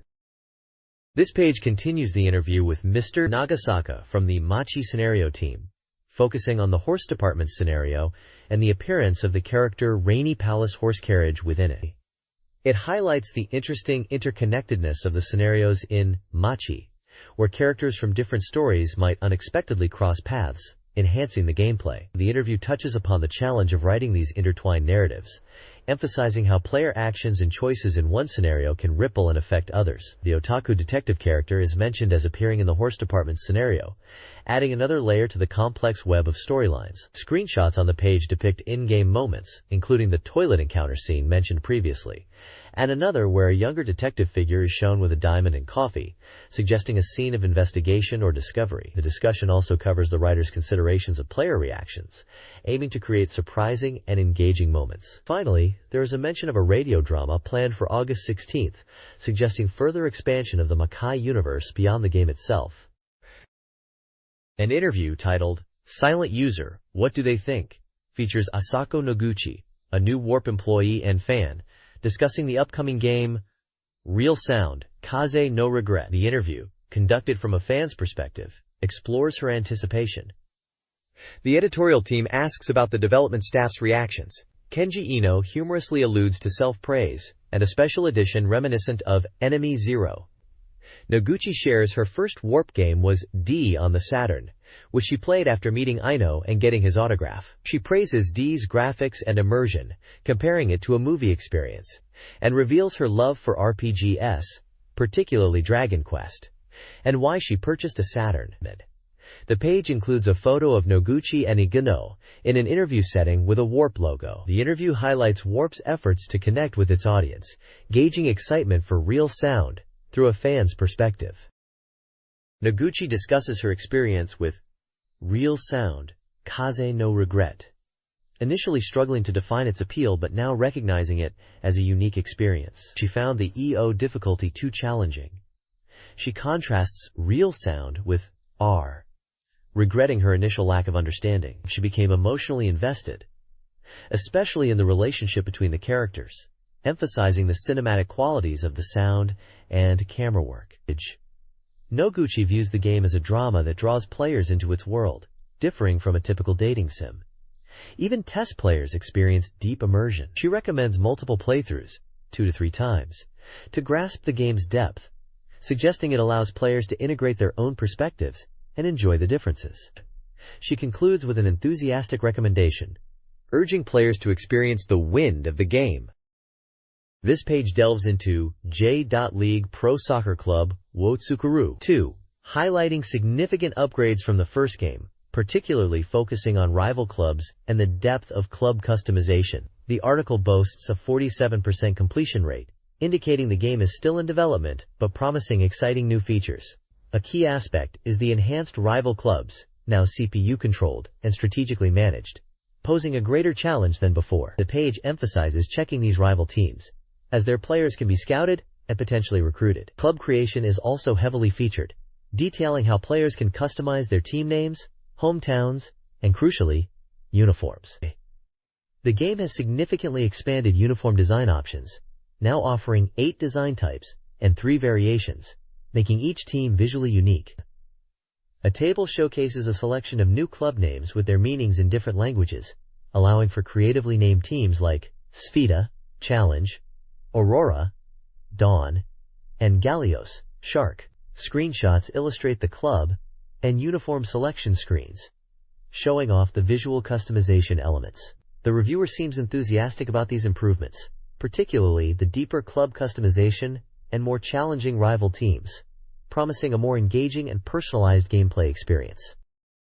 This page continues the interview about J.League Pro Soccer Club wo Tsukuru 2, providing an update on its development. The developers, Ohashi and Wada, with Wada identified as the team leader and main programmer, mentioned they are in the final stages of development. Major systems are complete, and they are now focusing on fine-tuning details and data preparation. They are close to a point where new ideas can no longer be incorporated. Rival clubs are highlighted as a key feature. They will be CPU-controlled and compete for promotion alongside the player's club. There's only one rival club, and the game retains the fixed number of 17 J.League clubs plus 2 playoff clubs. A significant change from the first game is the removal of the 40-year limit, allowing players to continue playing indefinitely even after winning major tournaments. Regarding player balance, while foreign players from South America and Europe are still generally strong, reflecting real-world soccer talent, Japanese players can now become excellent with dedicated training. The developers also hint at the possibility of hometown-related events in the game. When facing rival clubs versus regular J.League clubs, there's no significant difference in matches, but rival clubs are expected to have strong player rosters. The page concludes by emphasizing the importance of rival clubs in this iteration of Saskatsuku 2. There's also a section inviting readers to send gifts and items to the development staff at SEGA Saturn Magazine. This page is a feature on the upcoming Street Fighter collection for the SEGA Saturn. It highlights the anticipation for this release, calling it a complete port. The article emphasizes the excitement for bringing the classic arcade experience of Street Fighter II, Super Street Fighter II, and Super Street Fighter II X Turbo to the Saturn. The text talks about how Street Fighter II revolutionized the fighting game genre and became a social phenomenon. It mentions the deep gameplay, the strategic command inputs, and the thrill of mastering CPU battles, eventually leading to player-versus-player matches. The article points out that this collection realizes the emotional transplant of the arcade experience to the home console. The page notes that Super Street Fighter II X Turbo is included alongside Super Street Fighter II and the original Street Fighter II. It even hints at the potential inclusion of content from Zero 2, Street Fighter Alpha 2, as a bonus for collection owners. The article seems to be very enthusiastic about the collection bringing these classic fighting games to the SEGA Saturn. The screenshots show gameplay from what appears to be Super Street Fighter II and Super Street Fighter II X Turbo, with Ryu and Sagat in combat. The page is presented in a dynamic, energetic style, with bold red Japanese text, and emphasizes the special report nature of the feature. It conveys a strong sense of excitement for fighting game fans anticipating this collection on the SEGA Saturn. The next page delves deeper into the strategy of the upcoming Street Fighter collection, specifically focusing on super combos and special moves in Super Street Fighter II X, also known internationally as Super Street Fighter II Turbo. It's all about how these special moves enhance the gameplay and strategy. The page highlights the importance of special moves, especially the Shoryuken, commenting on how mastering the complex input commands is crucial for fighting game enthusiasts. It mentions the initial struggle for newcomers to execute these moves, and the sense of accomplishment when they finally master them. The article emphasizes how super combos add a new layer of strategy to the game.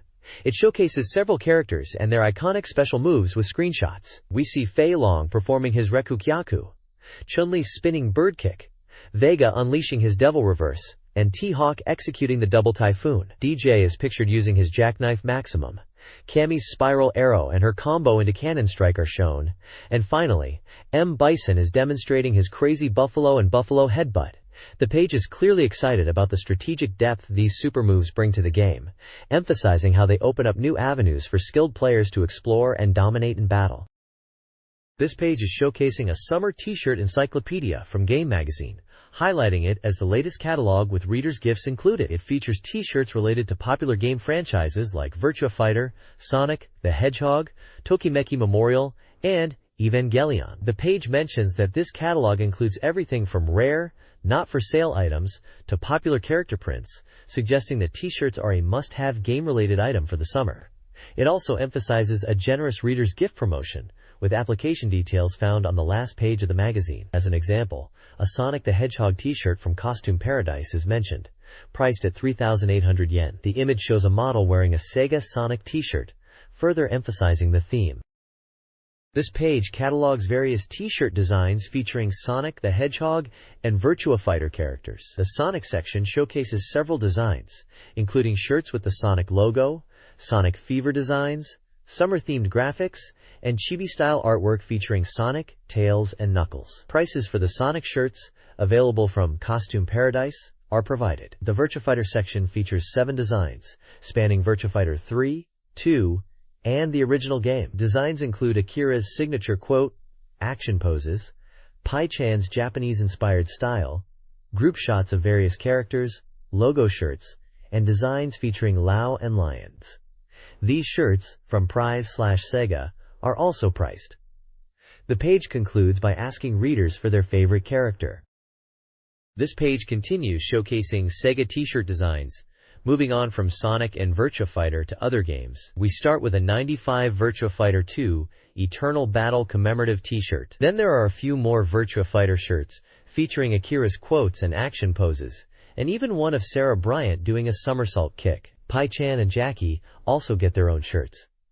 Next up are shirts for games like Virtua Fighter Kids featuring Chiba-style characters, and a combo shirt featuring Jackie. There's a Dancing Shadows shirt, possibly referring to the image song CD, and a cycling shirt for Lion from Virtua Fighter 3. We also see a House of the Dead t-shirt, and one with Japanese calligraphy that mentions bump players. Moving on, there are t-shirts for Last Bronx, including one featuring characters in a sepia-tone manga style, and another with Project Staff text. There's also a Virtua On Project Staff t-shirt. Finally, we see a Daytona USA 2 t-shirt with a Roppongi Grand Prix design and a Fighting Vipers t-shirt with the Vipers logo. The prices are also listed, with some around 2,500 yen. This page shows even more SEGA t-shirts, starting with an Indy 500 shirt, perfect for racing fans. There's also a SEGA Touring Car Championship shirt, highlighting the realism of the game, and a Knights shirt featuring knights flying in a night scene. Next up is a shirt with the AM2 Research logo and a palm tree, followed by a Virtua Cop 2 shirt showing the game's protagonists. Moving on, there's a Fighters Megamix logo shirt and a Manx TT Isle of Man motorbike race shirt.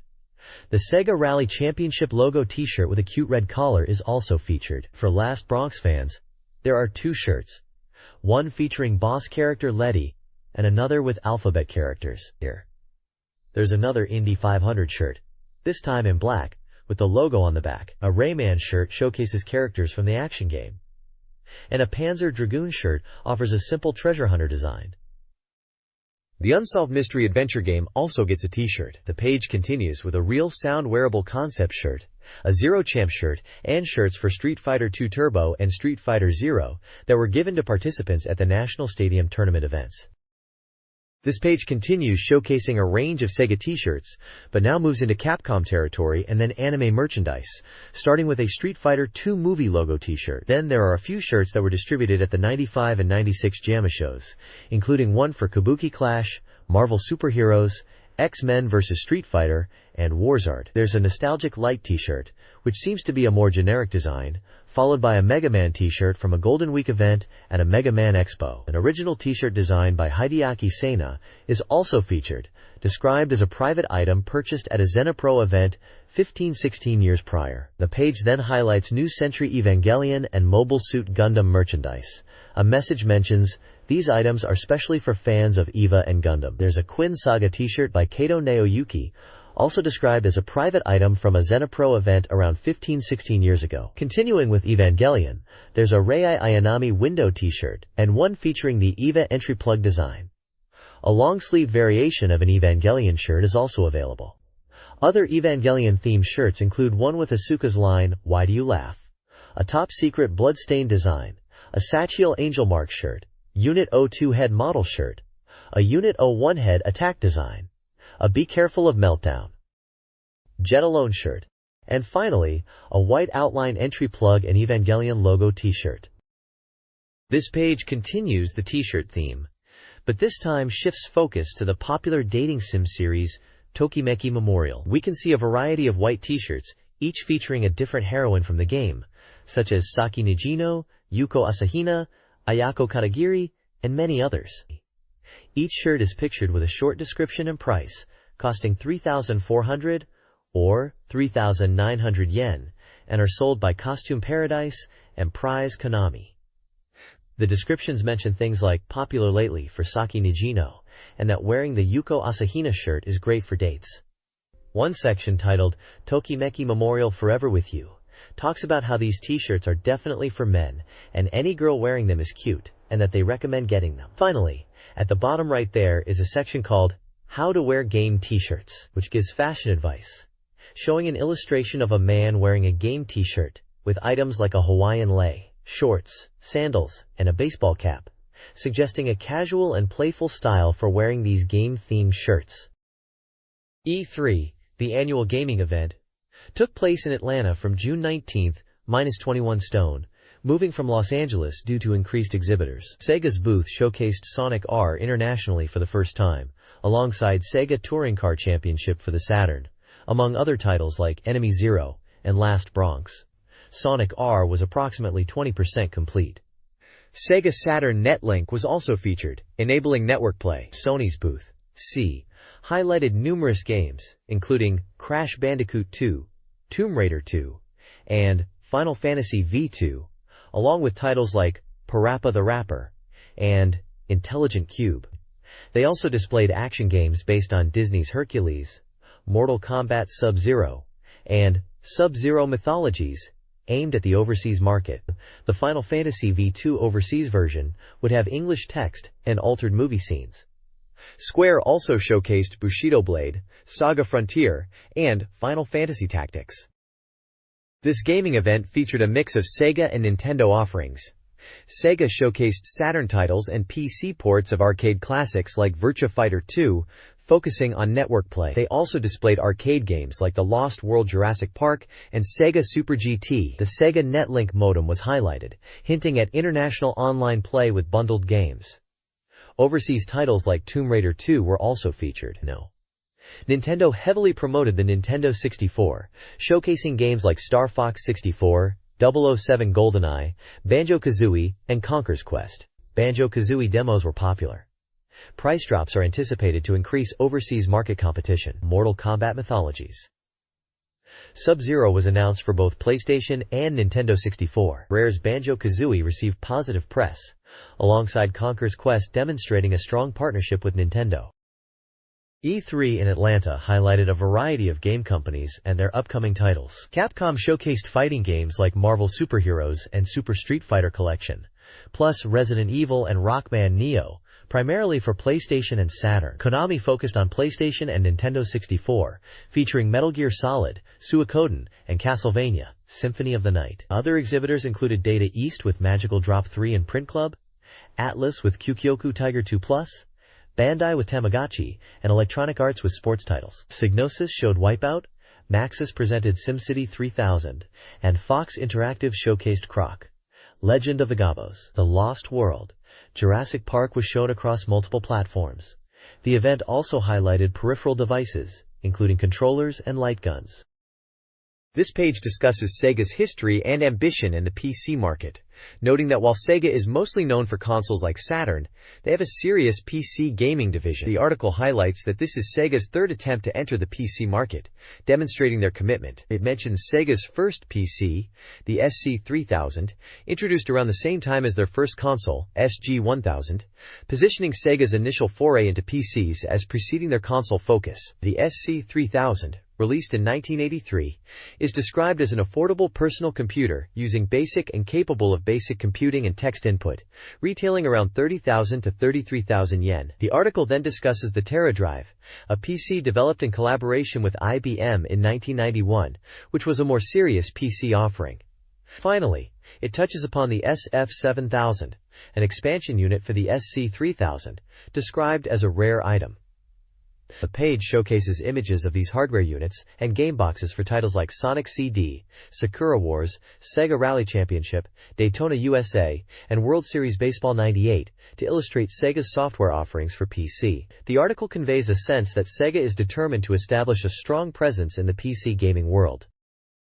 Sega's PC Research and Development Department, led by Takao Kenji, is committed to expanding its presence in the PC gaming market.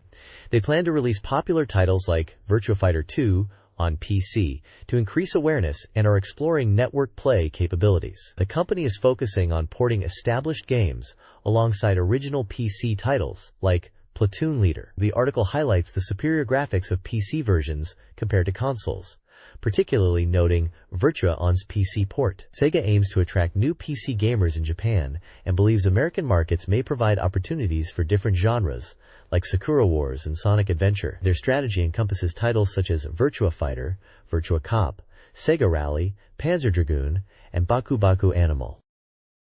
Sega is aggressively entering the PC gaming market, bringing its classic Saturn titles to computers. This year's lineup includes Virtua Fighter 2, a faithful recreation of the arcade and Saturn fighting game, slated for an August release. Virtua Cop 2, a 3D gun shooter, will feature enhanced graphics and new content. Daytona USA Evolution promises improved resolution and online multiplayer for up to 8 players. Cybertroopers Virtual On Power VR will offer dynamic 3D battles, optimized for PCs. Finally, a PC original title, Sakura Wars Digital Data Collection Volume 2, will provide desktop customization options for fans. SEGA is also offering a promotional CD-ROM with coupons for their online virtual game center to entice players.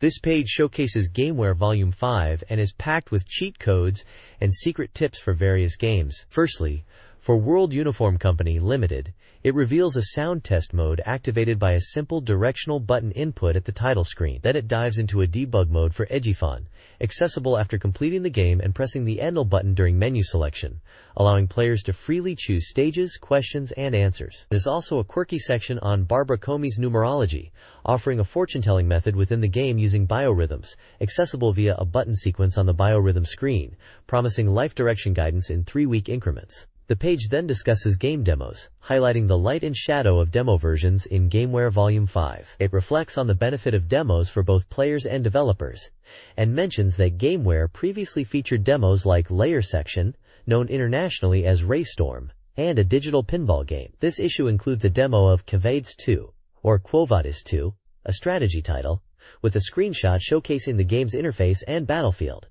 The article seems to appreciate demos as a way to experience games before committing to purchase, especially for unique titles like Quo Vadis 2, which might require hands-on time to grasp its gameplay.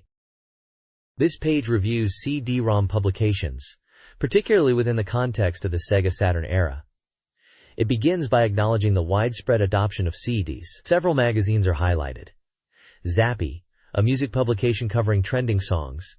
Groove, focusing on techno and house music with included demo tracks and room data. Tech Saturn, a software demo magazine offering demos and original content like game maps.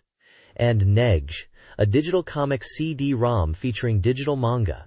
The page also includes a film review of Batman and Robin / Mr. Freeze's Counterattack, pondering the influence of technology on storytelling. The page concludes with the farewell of the De La Game Wave Corner, signing off as Nemo after a year of publication.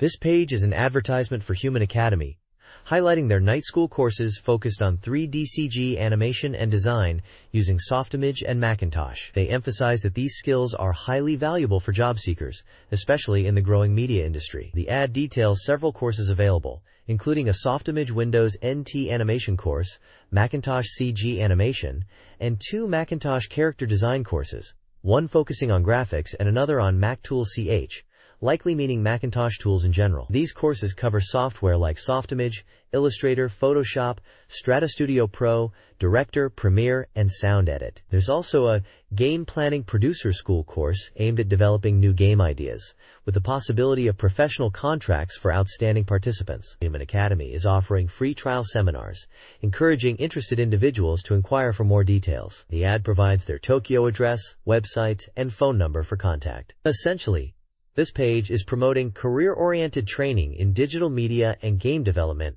for those looking to break into these fields. This page from Dream Access is the Reader's Contribution Corner. At the top right, there's a personality section featuring someone named Higashi Kana with a cartoon. The Games This Week section discusses using stencils for artwork and mentions a bet related to the Real Sound special box release, with someone wagering on whether it will sell well or not. The box buying section talks about going to a friend's house to play Hanafuda Taisen columns, and a funny anecdote about someone misunderstanding magic gems as something edible. It then transitions to Konnichiwa This Year's GW, where someone recounts their Golden Week activities, including trips to Rome and Egypt during Golden Week, which was supposed to be for rest but ended up being a travel trip. The This Week's I Love You So segment seems to be about reader-submitted romantic or touching stories related to games. One person mentions playing a dating sim and finding the audio quality impressive, even compared to modern standards. Another section talks about Sakura Wars, describing a player finally clearing Icoi Oyama's route after much effort, and discussing the emotional impact of the game. There's also a point about choosing between Subuan, chunky red bean paste, and Koshibuan, smooth red bean paste, for an Eppenman. Finally, 1 Point Lee at the bottom left features a cartoon and a comment about wanting to use it as a badge.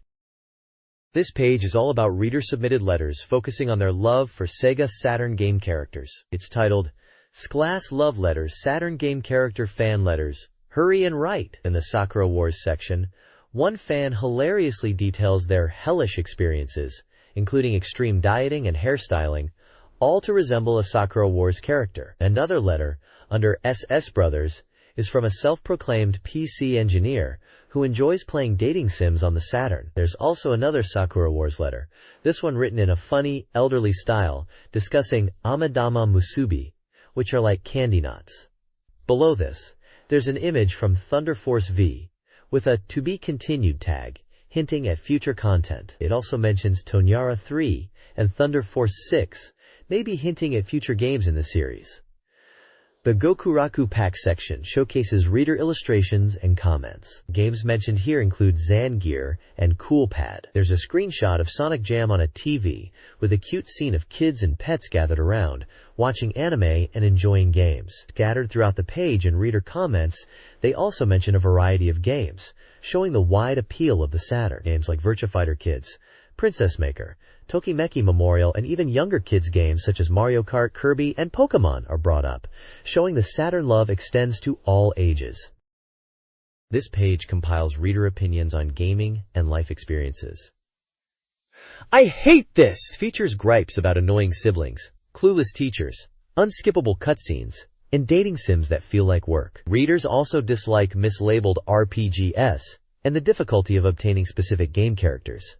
The Good Shopper describes an impulse Mega Drive purchase before exams. Ladies and gentlemen, Tear Glands Wide Open showcases emotional responses to girl-raising and dramatic game scenes. Ginge Corner includes regrets about selling games and amusing tales of arcade gaming despite being broke. The page also features 2 comic strips, Dream Access about gaming strategy and Comic Day about dragon-themed games. Absolutely hate this! Extends the pet peeves to real-life frustrations like insurance and driving accidents. Finally, a section on TV reception problems highlights signal issues, VHS tapes, and feeling out of touch with modern media. This page highlights fan art through 2 main sections, This Week's Best One and This Week's Can of Prize. This Week's Best One showcases diverse game illustrations, including detailed art from Magical Drop 3, Sonic the Hedgehog, and Panzer Dragoon RPG, emphasizing quality and detail. Dream Museum notes a recent increase in Magical Drop fan art and encourages submissions featuring a wider variety of characters and styles, with a nod to older games. The This Week's Canna Prize awards a Vampire Hunter fan art depicting a mahjong game. The program information details a point system for submissions, listing the week's point winners and outlining prizes like certificates, titles, and merchandise, with points varying by prize value. The page also includes a short comic strip about the influence of pachinko games. This page is a mail-order catalog from a store called Santa, specializing in Sega games.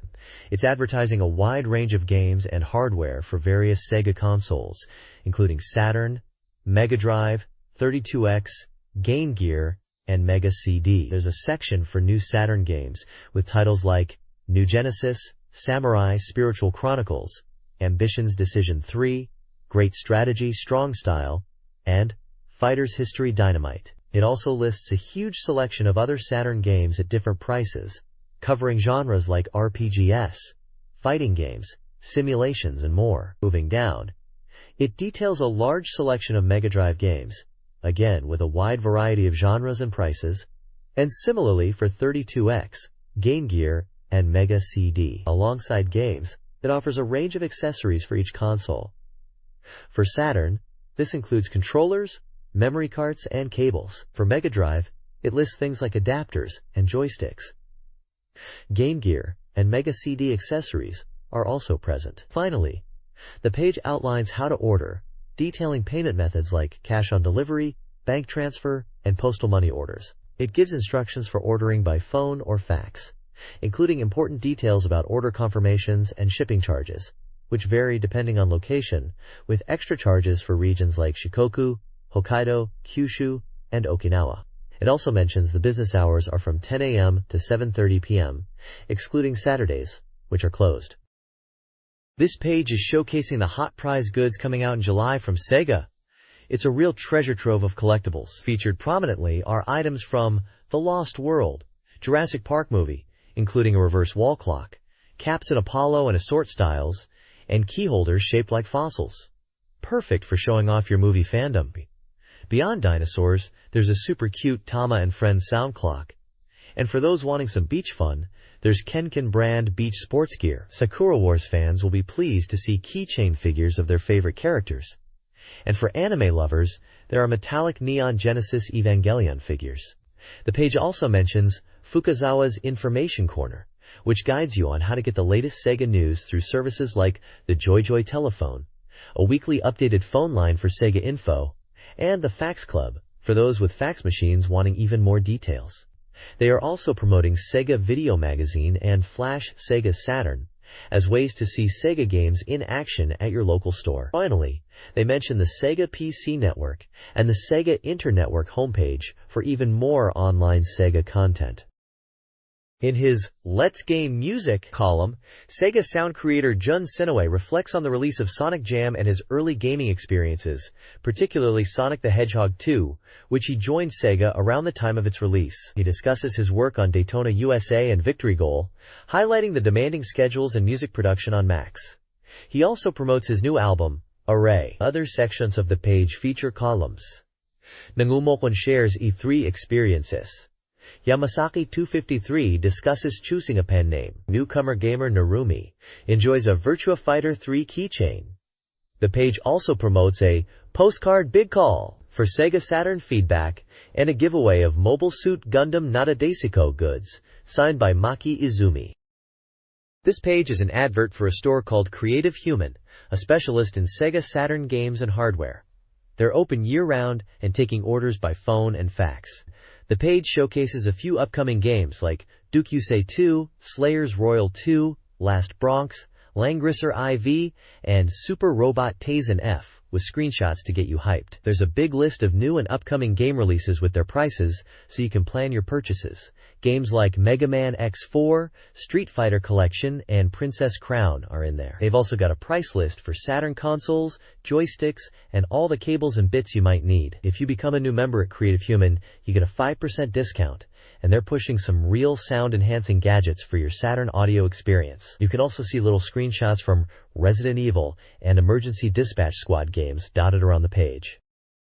This page is a SEGA Saturn software databank, providing a snapshot of game information from November 22, 1994 to June 27, 1997. It's like a catalog of games, showing release dates, titles, and maker names for games released across different months. There are reader review scores and the magazine's own review scores included as well. It appears to be a list of Saturn games with their genre, pricing, reader review scores, and the magazine's own scores. Looking through, titles like Virtua Fighter, Myst, Daytona USA, Virtua Cop, and SimCity 2000 are listed.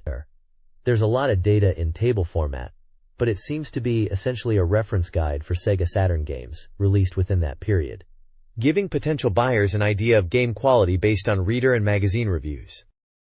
This page continues the SEGA Saturn software databank, listing even more games with their release dates, manufacturers, prices, genres, and review scores from both readers and the magazine itself. It's still in that catalog format, providing a snapshot of the SEGA Saturn game library at this time. Games listed include titles like X-Men, Children of the Atom, Virtua Fighter 2, NBA Jam Tournament Edition, and Bug Jump. There's a wide variety of genres covered, from fighting games to sports and puzzle titles. Many of the game titles are in Japanese, but the format remains the same, with the table layout providing a quick reference for anyone looking at Saturn games during this period. The reader and magazine review scores give an indication of game quality. It's essentially a continuation of the previous page, offering a further extensive list of SEGA Saturn game information. This page continues the SEGA Saturn software databank, diving into more game releases. We're still seeing that familiar table format, packed with titles, release dates, publishers, prices, and genre classifications. Reader and magazine review scores are also present, giving a quick snapshot of game reception. Looking through the titles, there's a real variety on offer. We can spot games across different genres, from shooting, to action and puzzle games. Some titles that jump out include Daytona USA Circuit Edition, The Making of Truth, Deep Fear, Sonic Wings Special, Virtua Fighter Kids, Guardian Heroes, Street Fighter Zero-2, and Super Puzzle Fighter 2X. The page is dense with information, but essentially, it's a continuation of the game catalog, offering a broad overview of what was available on the Sega Saturn during this period, letting gamers browse through a wide selection of titles and their key details. This page continues the software databank, still presented in a table format. It's packed with more Sega Saturn games and their details like release dates, publishers, prices, and genres. You can also see reader and magazine review scores, giving a quick idea of how these games were received. Looking at some of the titles, there is a good variety of games on offer. We can see titles like Enemy Zero, Panzer Dragoon 2 Zwei, Shining the Holy Ark, and Fighters Megamix, spanning genres from adventure to RPG and fighting. There are also some interesting titles, like Discworld, based on the fantasy novels, and King of Fighters 97, which seems to have special editions with RAM expansion and battle log. This page is dense with information, continuing to serve as a catalog for Sega Saturn gamers, showcasing a wide range of games available and their essential details. This page continues the software database, and it's still packed with info on Saturn games in a table format. You can see a lot of titles coming out around May, June, and July of '97. Looking through the games, there is a huge mix of genres and titles. For fighting fans, Virtua Fighter 2 is listed, and there's also King of Boxing for something different. If you're into shooting, Layer Section, also known as Gunlock internationally, is present. For something a bit quirky, Dika 4 WD Tough the Truck sounds like an off-road truck game. And for anime fans, there's Martian successor Nadesico, The Blank of 3 Days, which seems to be based on the popular anime series. Down at the bottom, there's a databank index. And this is pretty handy as it's an alphabetical index of game titles by their Japanese starting sound, helping you quickly find game info within the databank itself.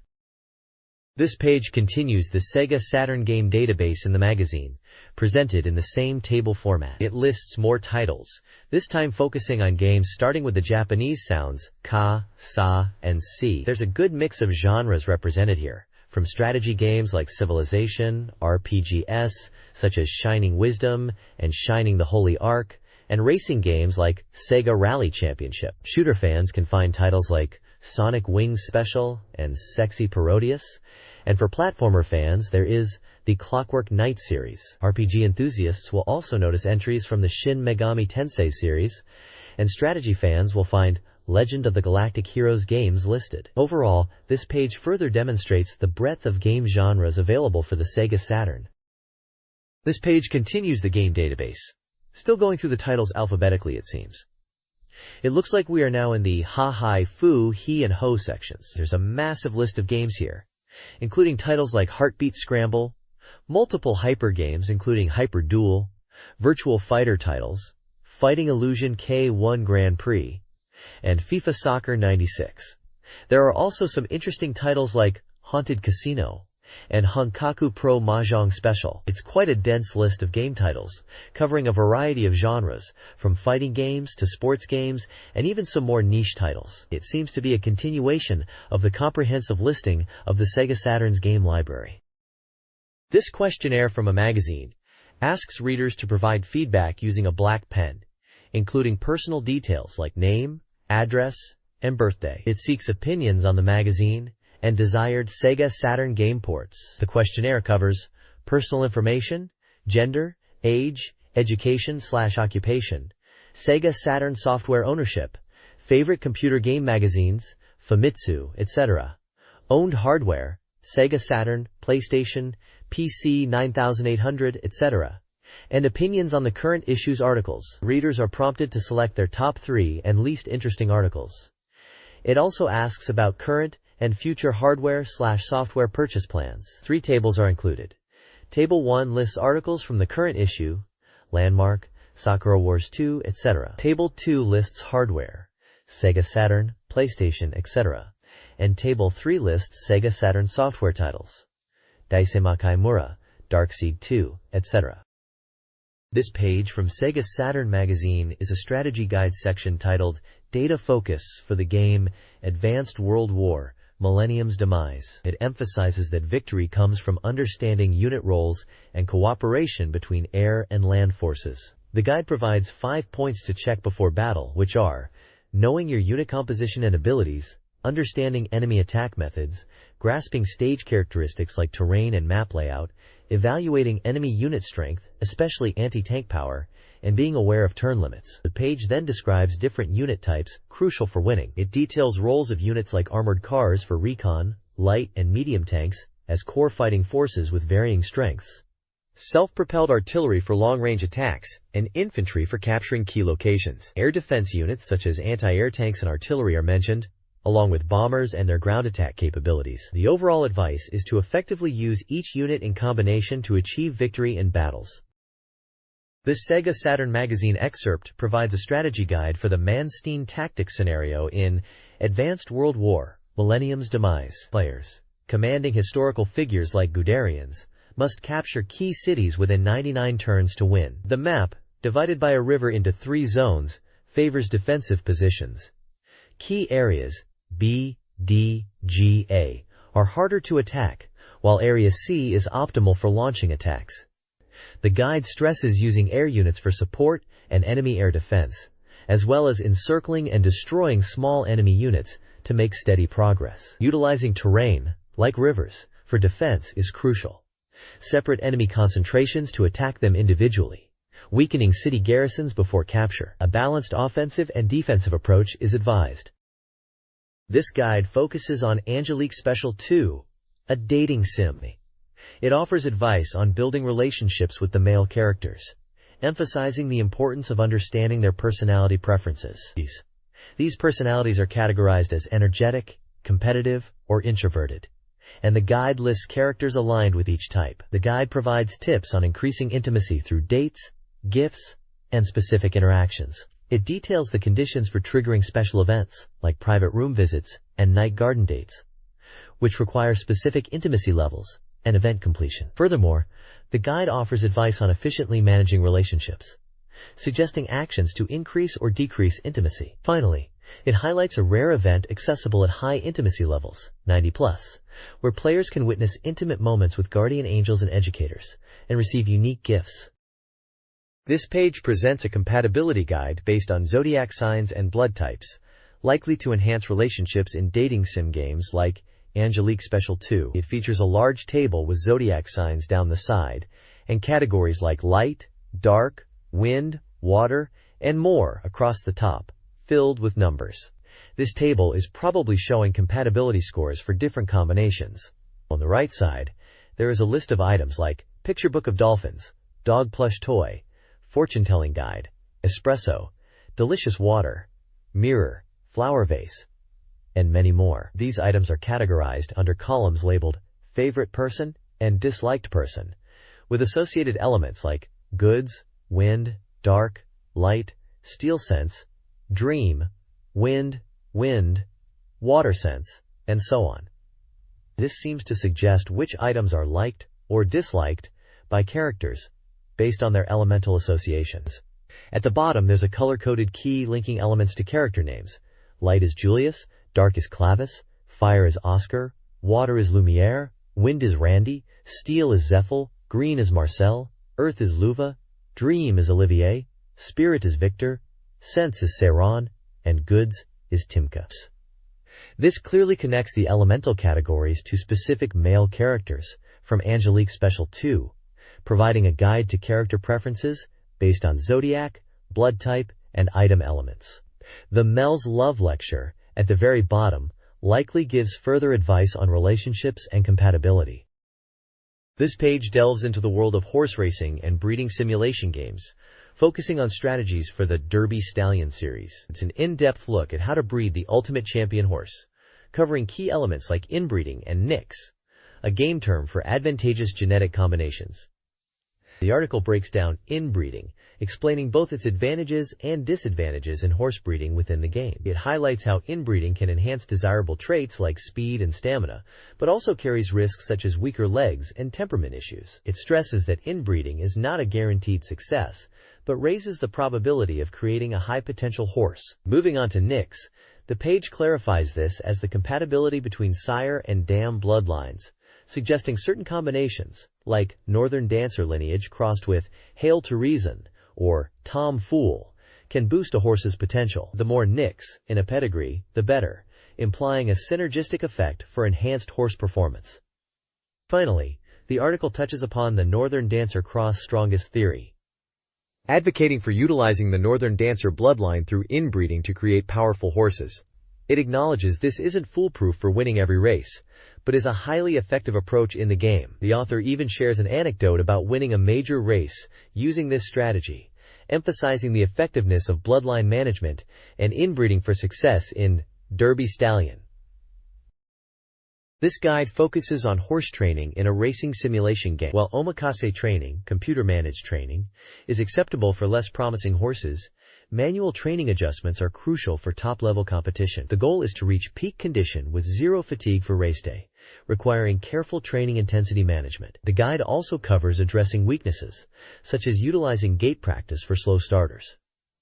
Race scheduling is important, advising against frequent races to allow recovery. It recommends planning a race rotation, starting with a target race, and working backwards within a 3-month window. Strategies vary by horse type. For colts, the Satsuki Show and Derby are target races. For fillies, the Oka Show and Shuka Show are prioritized, with the Queen Elizabeth Show as a later potential goal. Careful planning and consideration of the horse's type are essential for success. This page of the magazine is all about horse breeding and effective combinations, or nicks as they call them, in a horse racing game. It's essentially a guide to creating strong racehorses through strategic breeding. The page provides a list of recommended horse pairings to achieve these nicks, which are considered high-probability combinations for producing capable offspring. It highlights the concept of miracle blood quantity, specifically around 18.75% blood concentration through inbreeding, which they suggest can significantly boost a horse's potential. They call this blood percentage a miracle blood quantity, and hint that horses with this level of inbreeding are more likely to be successful, even at the highest Grade 1 racing level. The article emphasizes that while these combinations and blood percentages aren't guaranteed to produce champions, they are a strong indicator and a good strategy to aim for when breeding, especially if you want to create top-tier racehorses. It also touches upon the importance of stamina and fighting spirit in horses, suggesting that these traits are vital for winning races, particularly at higher grades. They explain that stamina allows horses to perform beyond their stats, and fighting spirit ensures they can push through tough races and challenging situations.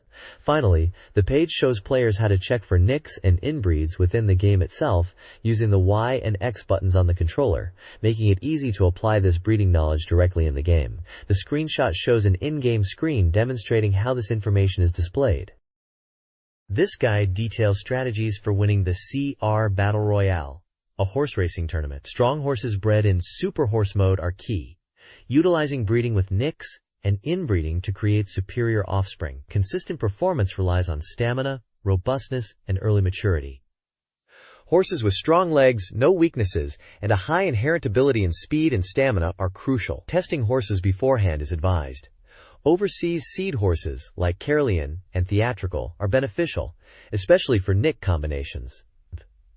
Focus on a winning mentality to go beyond the basics. While breeding is important, exceptional horses at the highest levels must possess a strong winning spirit.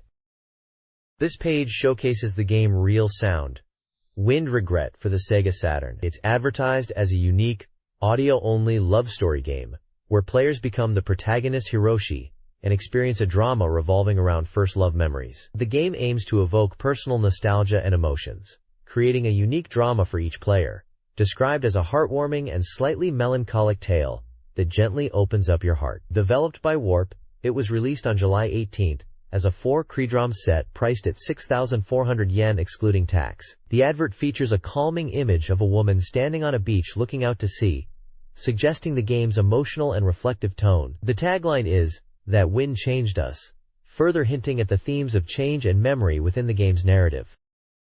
This page delves into the development of the audio game Real Sound, Wind Regret through a cue and a section. The reviewer is curious about why the game is audio only and what the meaning behind the title Wind Regret is. The developer explains that they aim to create a game experience solely through sound, allowing players to imagine and visualize the story based on audio cues alone. They believe this approach, combining drama and game elements, offers a unique form of entertainment, similar to radio dramas or TV dramas but interactive. The developer mentions that audio allows for a different kind of engagement, letting players use their imaginations to fill in the visuals, creating a more personal experience. Regarding the title, regret refers to the feeling of remorse or longing, and the wind represents the passage of time and change. The title suggests a nostalgic and bittersweet story focused on memories and perhaps missed opportunities. The developer wants players to experience these emotions through the game, creating a sense of empathy and personal connection to the narrative. They feel that regret, while a negative emotion, is a universal human experience that can resonate deeply with players. This page continues the discussion about Real Sound, Wind Regret. We see a dialogue scene between characters Nana and Hiroshi, referred to as M, likely an excerpt from the game itself. They are having a conversation involving signals, colors, and expressing feelings. It appears to be a tense or emotional exchange. The scene then shifts to Hiroshi's room, describing the sound of a public phone ringing, and Hiroshi picking up the receiver and pressing buttons. The Q&A section delves further into the game's audio-only nature. The interviewer asks about message boards and how feedback will be incorporated if the game is indeed audio-only. The developer acknowledges the limitation, but clarifies that while the game is primarily audio, they are exploring ways to allow messages to be sent. They highlight the importance of sound design in creating an immersive experience, stating that careful sound placement and manipulation can compensate for the lack of visuals. They mention using techniques to create a sense of depth and space through sound alone, comparing it to how people close their eyes to better appreciate music. The developer expresses confidence that through repeated play, players will discover new nuances and details in the audio, making for a rich and engaging experience, despite the absence of graphics. This page continues the discussion about Real Sound, Wind Regret, and shows more dialogue between characters. It seems to be picking up from a conversation about events that happened 4 or 5 days ago, mentioning a family restaurant and a public phone. The characters are talking about something involving someone called Oizumi-chan, and it sounds like they are piecing together events and expressing concern. On the right side of the page, there's a cue and a section further exploring the game's audio focus. They're emphasizing the importance of sound quality, mentioning that they are committed to CD quality audio and using 44.1 kHz 16-bit stereo. They explain that this high quality is crucial for the real sound technology to truly shine and create a distinct audio experience. They highlight that sound placement and manipulation are key techniques they are using to make the audio immersive, comparing it to how people close their eyes to better appreciate music. They believe the high audio fidelity and sound design will allow players to discover new things with each playthrough, even without visuals. This page continues the conversation about Real Sound, Wind Regret.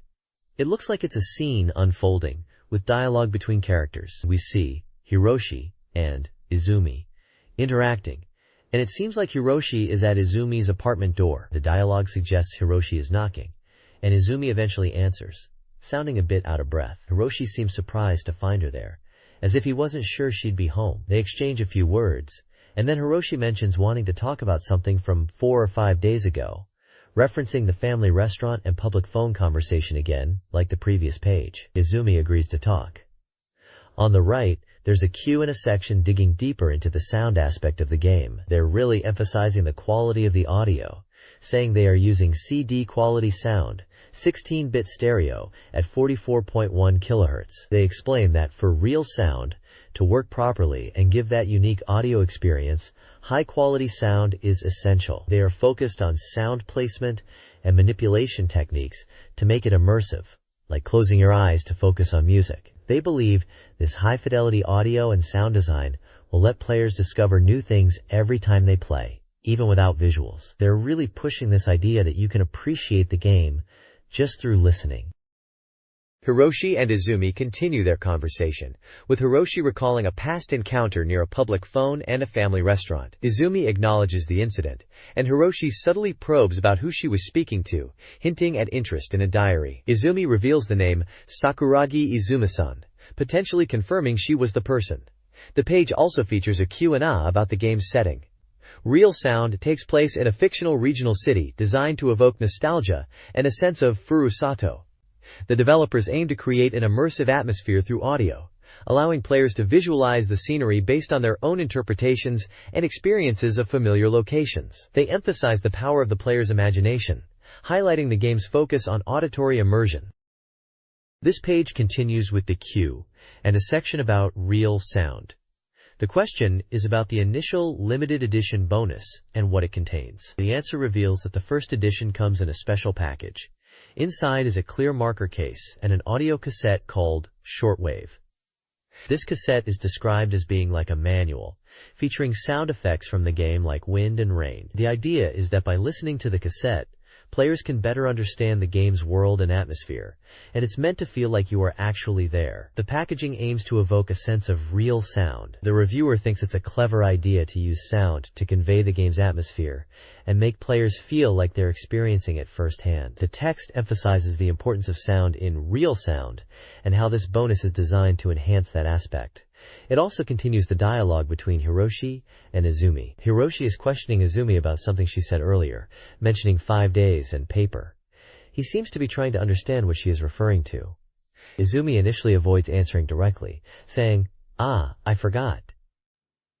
Hiroshi then pushes further, suggesting it was about paper and asking if she lost it. Izumi becomes slightly agitated, saying, I'm not angry. The conversation hints at some kind of secret or misunderstanding between them related to paper and a time frame of 5 days. This page continues with a Q and a section discussing the potential for porting Real Sound to other consoles. The answer explains that it would be quite difficult due to the game's heavy reliance on sound, which is central to the experience. They mention that reproducing the sound quality on other systems would be a challenge. It seems Real Sound is designed specifically for the SEGA Saturn's audio capabilities, and perhaps wouldn't translate easily to other hardware. They are also working on another software, possibly titled Dinner Table 2 or Shokutaku 2. But it's clarified that Real Sound is a distinct project, unique to the Saturn. Moving on to the dialogue, it's still Hiroshi and Izumi talking. Izumi mentions she has lost her room keys, and Hiroshi seems quite concerned about this. They are on a balcony, and the wind is blowing strongly. Izumi becomes worried that the wind might blow her skirt up. Hiroshi, in an attempt to be helpful, offers her a handkerchief to tie around her waist to prevent her skirt from blowing up. However, Izumi doesn't seem to appreciate his suggestion and ends up calling him stupid and an idiot. It looks like their slightly tense and awkward exchange from the previous page continues here. This page continues the dialogue section from Real Sound Wind Regret. Hiroshi and Izumi are still talking, and Izumi mentions she has lost her keys. Hiroshi expresses concern. They are on a balcony as it's windy.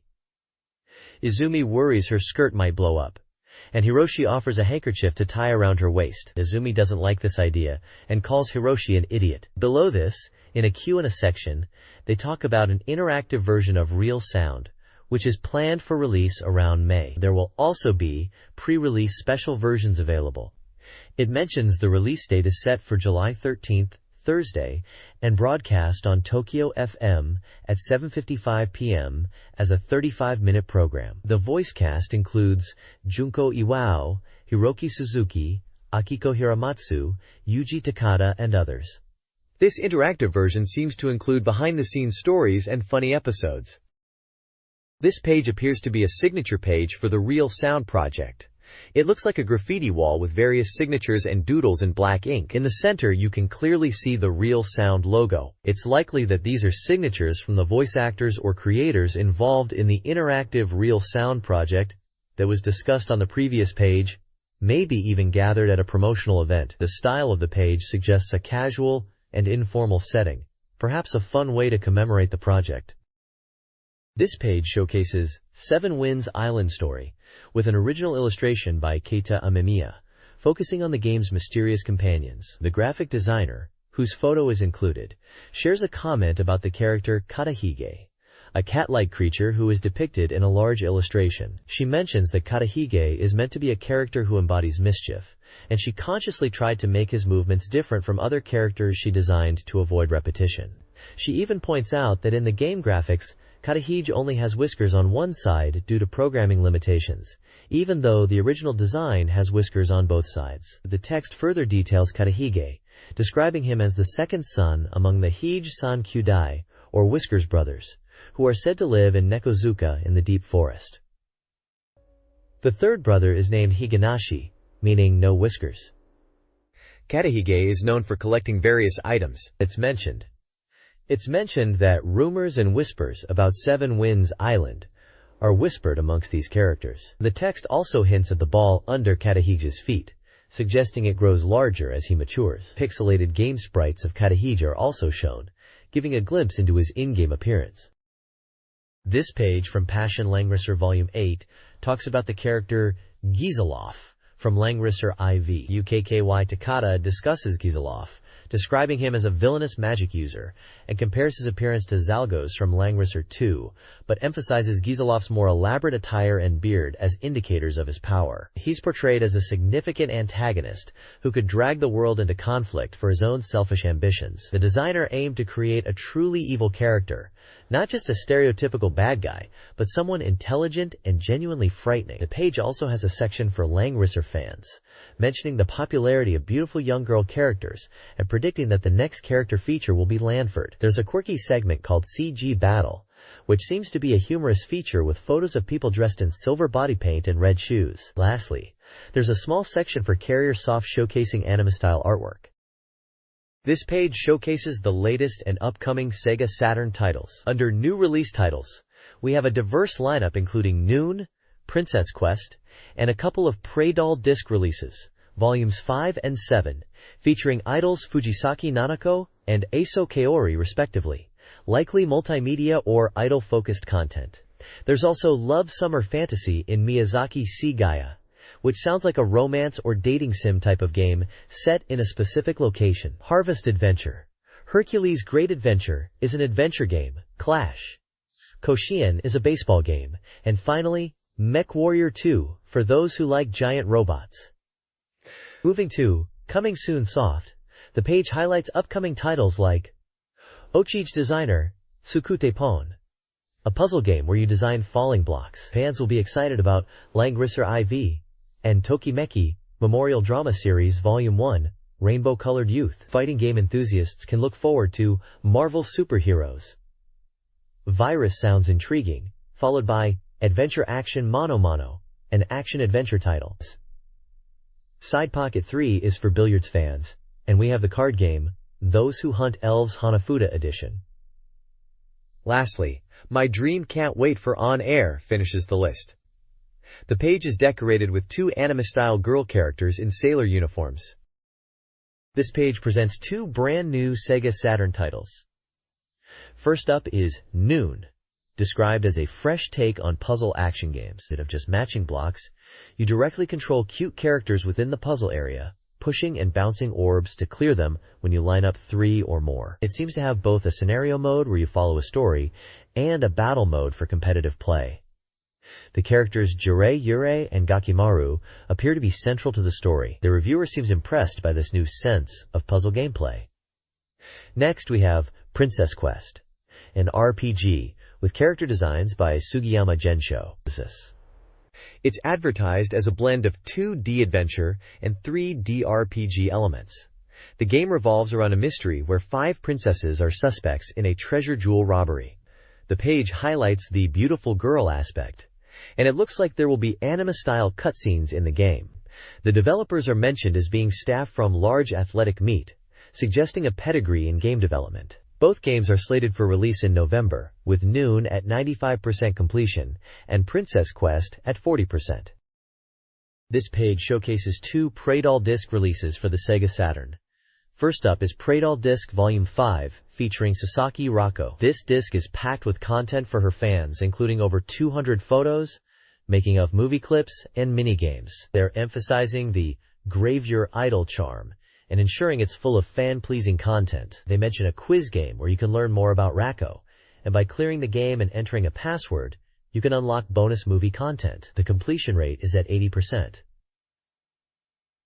Next we have Pradal Disc Volume 7 featuring Amano Kaori. This one boasts a private idol equals Pradal theme, promising loads of photos and movies. They describe filming at various locations and capturing making-of footage, including both photo and video making-of content. This disc includes a quiz game and a mini-game called Akimiwite, HOI. They highlight the Kaori's smile theme and promise you can enjoy her smiles all to yourself. Apparently, even photos taken by Kaori herself are included. The completion rate for this one is at 30%. Both of these discs seem aimed squarely at fans of these idols, offering a mix of visual content and light interactive elements. This page features 2 game previews. First, we have Summer Romance Fantasy in Miyazaki Seigaya, a dating simulation game where you go on a 4-day date with the popular idol Megumi Okina in Miyazaki Seigaya. The game focuses on building a romantic relationship through dialogue and date choices, influencing parameters like your compatibility and the excitement level. It shows examples of how your choices and responses affect these love parameters, with visual cues to indicate if you're doing well or poorly on your date. Apparently, if your love parameters get too low, you might not even get to the next day's date. Next up is Hercules Great Adventure, an action RPG based on the Disney Hercules movie and Greek mythology. In this game, you play as one of 3 heroes battling Hades, taking advice from the gods to progress. The game world is set in Greece and features over 40 areas to explore. They highlight the over-the-top action, where you can even use background elements like rocks and pillars as weapons. You'll be fighting minotaurs and Medusa, and they point out that the visuals have an American comic book style. This page showcases 2 upcoming games. First up is Gekitotsu Kuku Yaku, which translates to something like Clashing High School Baseball, a game where you aim for the Koshien, the famous National High School Baseball Championship. It sounds like a deep simulation, where you choose your high school team from a massive 4,089 schools across Japan, and try to lead them to victory over 3 years. The screenshots show classic baseball gameplay, with polygonal graphics, and it mentions improvements in player growth depending on your performance. The reviewer seems excited that this dream scenario can now be experienced on the Saturn. Next we have MechWarrior 2, which is described as a 3D shooting and simulation game focused on the life of a battle mech warrior. This one's based on the popular PC game and puts you in command of customizable mechs for various missions, including combat and reconnaissance. They highlight the depth of customization, diverse mission types, and easier controls compared to the PC version, making it more accessible on consoles. The reviewer seems to rate both games highly, as both are marked as 95% complete. This page introduces Ochi Game Designer Pawn, a tool that lets you create your own falling block puzzle games aimed at everyone from beginners to puzzle game enthusiasts. It emphasizes the ease of use and depth of customization, allowing you to become a designer and unleash your creativity. The page mentions the software is 90% complete and is a puzzle construction tool, and it boasts features like customizable graphics, sound, and character voices. It highlights the ability to create everything from the title screen to the background, using cute and sexy voices. You can customize game elements, like blocks, characters, and backgrounds, using pixel art editors. There's even support for sound effects and background music, with pre-made samples provided. And you can even use voice samples from voice actress Yuko Miyamura for Alufa character voices. The article suggests that while game creation tools might sound like tedious work, this one aims to provide a fun experience beyond just playing completed games. It hints at a possible game contest for user-created games after release, adding another layer of excitement. This page dives deeper into the Ochi Game Designer Pawn, highlighting its ready-to-play sample games. It mentions there are 6 different pre-made games included right out of the box, perfect for beginners to get a feel for game creation. They are focusing on one sample in particular, called The Witch's Sleep. The page shows a screenshot of The Witch's Sleep in action. You can see the gameplay area, score, and round number. To play these samples, you just choose Sample Game from the menu, and then select Gameplay to jump right in. Loading a sample game lets you check out all the settings used to make it, giving you a head start in creating your own games.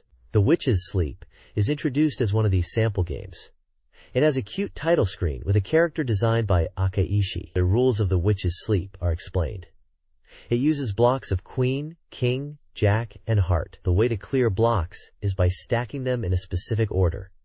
king on queen, queen on jack, jack on heart, and heart back on king, creating a loop. Finally, the page talks about how the witch's sleep was actually created using the Ochi game designer pawn tool itself. It shows some of the customizable rule options in the tool, like changing the clear conditions and erasure rules, suggesting you can tweak these samples or build your own games from scratch with these settings. This page focuses on the class change system in the 1997 SEGA Saturn game, Langrisser IV. Commanders and units level up through combat, and upon reaching level 10, they can change classes. Players are presented with two class options, enhancing unit strength. The article uses Angelina as an example, showing her branching class paths: Pegasus Knight, leading to Pegasus Lord or another Pegasus Knight, or Gladiator, leading to another Gladiator. Class choices impact unit type, such as Flying, Pegasus Knight, or Foot, Gladiator, each with different terrain advantages and mobility. Strategic class selection involves considering unit strengths/weaknesses, character aptitudes, and overall battle strategy. Players are encouraged to consider future unit roles when making class choices to best benefit the army. Langrisser IV features a complex class change system, with each character having unique branching paths. Landius, starting as a knight, hints at hidden class options. Ricky, a foot soldier, can evolve into melee-focused classes like Swordmaster and General, as well as a Serpent Lord. McLean follows a similar foot soldier progression, diverging into Assassin and also accessing the Serpent Lord. Shelfaniel, a wizard, branches into advanced magic classes and summoner paths. Angelina, a Pegasus Knight, can become a Dragon Knight or pursue various foot-based classes. Rachel, a healer, advances through Priest, Paladin, and Saint, and also has a magic branch. The system is visually represented with hexagonal diagrams and character portraits, allowing for strategic character customization and deep gameplay. This page introduces Tokimeki Memorial Drama Series Volume 1, Rainbow-Colored Youth, which is described as a new kind of adventure game. The tagline emphasizes heartfelt youth stories, and the Dokimeki, heart-thumping, feeling. It's highlighted as the first volume in a drama series. The page features screenshots showing in-game conversations and scenes. One screenshot mentions a double date, at an amusement park on April 20th, Sunday. Another scene shows a male character, Hazuki, in a classroom holding what looks like tickets, inviting the protagonist on a date to the amusement park. There's also a scene with two girls, one introducing the other as Tsukishiro-chan, her best friend. The text talks about a scenario where the protagonist, feeling down, is comforted by a close friend and given 4 tickets. It seems the friend, Hazuki, noticed the protagonist's mood and invited them to a double date at the amusement park to cheer them up. Game details include a release date of July 10th, a price of 4,800 yen, and mentions it's a Konami adventure game for 1 player and supports the shuttle mouse. The completion rate is stated as 100%, indicating it's ready for release. The text also notes that production staff are taking a long refresh break after development and are working on the Rainbow Love Song. This text introduces Destiny Land, an amusement park featured in Tokimeki Memorial Drama Series Volume 1, Rainbow-Colored Youth, detailing date options. For group dates, the guide advises creating intimate one-on-one moments. A system check reminds players to explore conversation topics and utilize quick saves. 3 attractions are highlighted. The jet coaster offers a thrilling ride, allowing a choice of seating with sake or misao, potentially enhancing the experience. The haunted house, a dark roller coaster, promises romantic opportunities through shared nervousness and the chance to hold hands. The Ferris wheel is presented as a classic date spot with sunset views. While the gondola fits 4, the game encourages a more romantic 2-person experience, hinting at potential regret for missed intimacy if you choose to ride with all the characters. An extra edition section emphasizes the importance of making choices for a more romantic experience. This page showcases Tokimeki Memorial Drama Series Volume 1, Rainbow-Colored Youth, specifically Episodes 1 and 2, titled Pool and Swimsuits, Good Relationship, and Self, The Status of Existence. Episode 1 is all about a sports center trip, where our protagonist discovers an indoor pool and naturally wants to see the heroine, Shijo Sayaka, in a swimsuit. However, it appears things don't go exactly to plan, and there's some mischievous meddling involved. Adding to the fun, Ijuan also makes an appearance here. The page then moves on to discuss self, and emphasizes the subtle shifts in Sayaka's expressions and dialogue as vital to the game, highlighted in a system check section. Apparently, building a good relationship with Sayaka involves engaging in conversation as her friendship level increases through talking to her, eventually blossoming into affection. A key moment is identified as asking Sayaka, "What do you think of yourself?" Quote, which is presented as a crucial question affecting your connection. This page continues with Tokimeki Memorial Drama Series Volume 1, Rainbow-Colored Youth, and dives into more episodes. Episode 2 is all about the bento event, where the heroine prepares a handmade lunchbox. The text highlights how this scene is a much-loved part of the game, emphasizing the charm of a homemade bento and the happiness it brings to the protagonist. Episode 3 takes a more dramatic turn, with Rain Falling, Lost Heart Bond. This episode seems to be a pivotal moment in the story, set during a card game where something unexpected happens, leading to tears and emotional turmoil for the heroine. It hints at a potentially worrying situation with someone not returning, adding suspense to the narrative. Finally, there's a section about a surprising double date scenario. This unexpected event takes place in a Disneyland-like setting and involves the main characters in a competitive and perhaps tense situation orchestrated by Yoshio. The reviewer suggests that this double date could be quite challenging, leaving the outcome uncertain and creating intrigue about how things will unfold.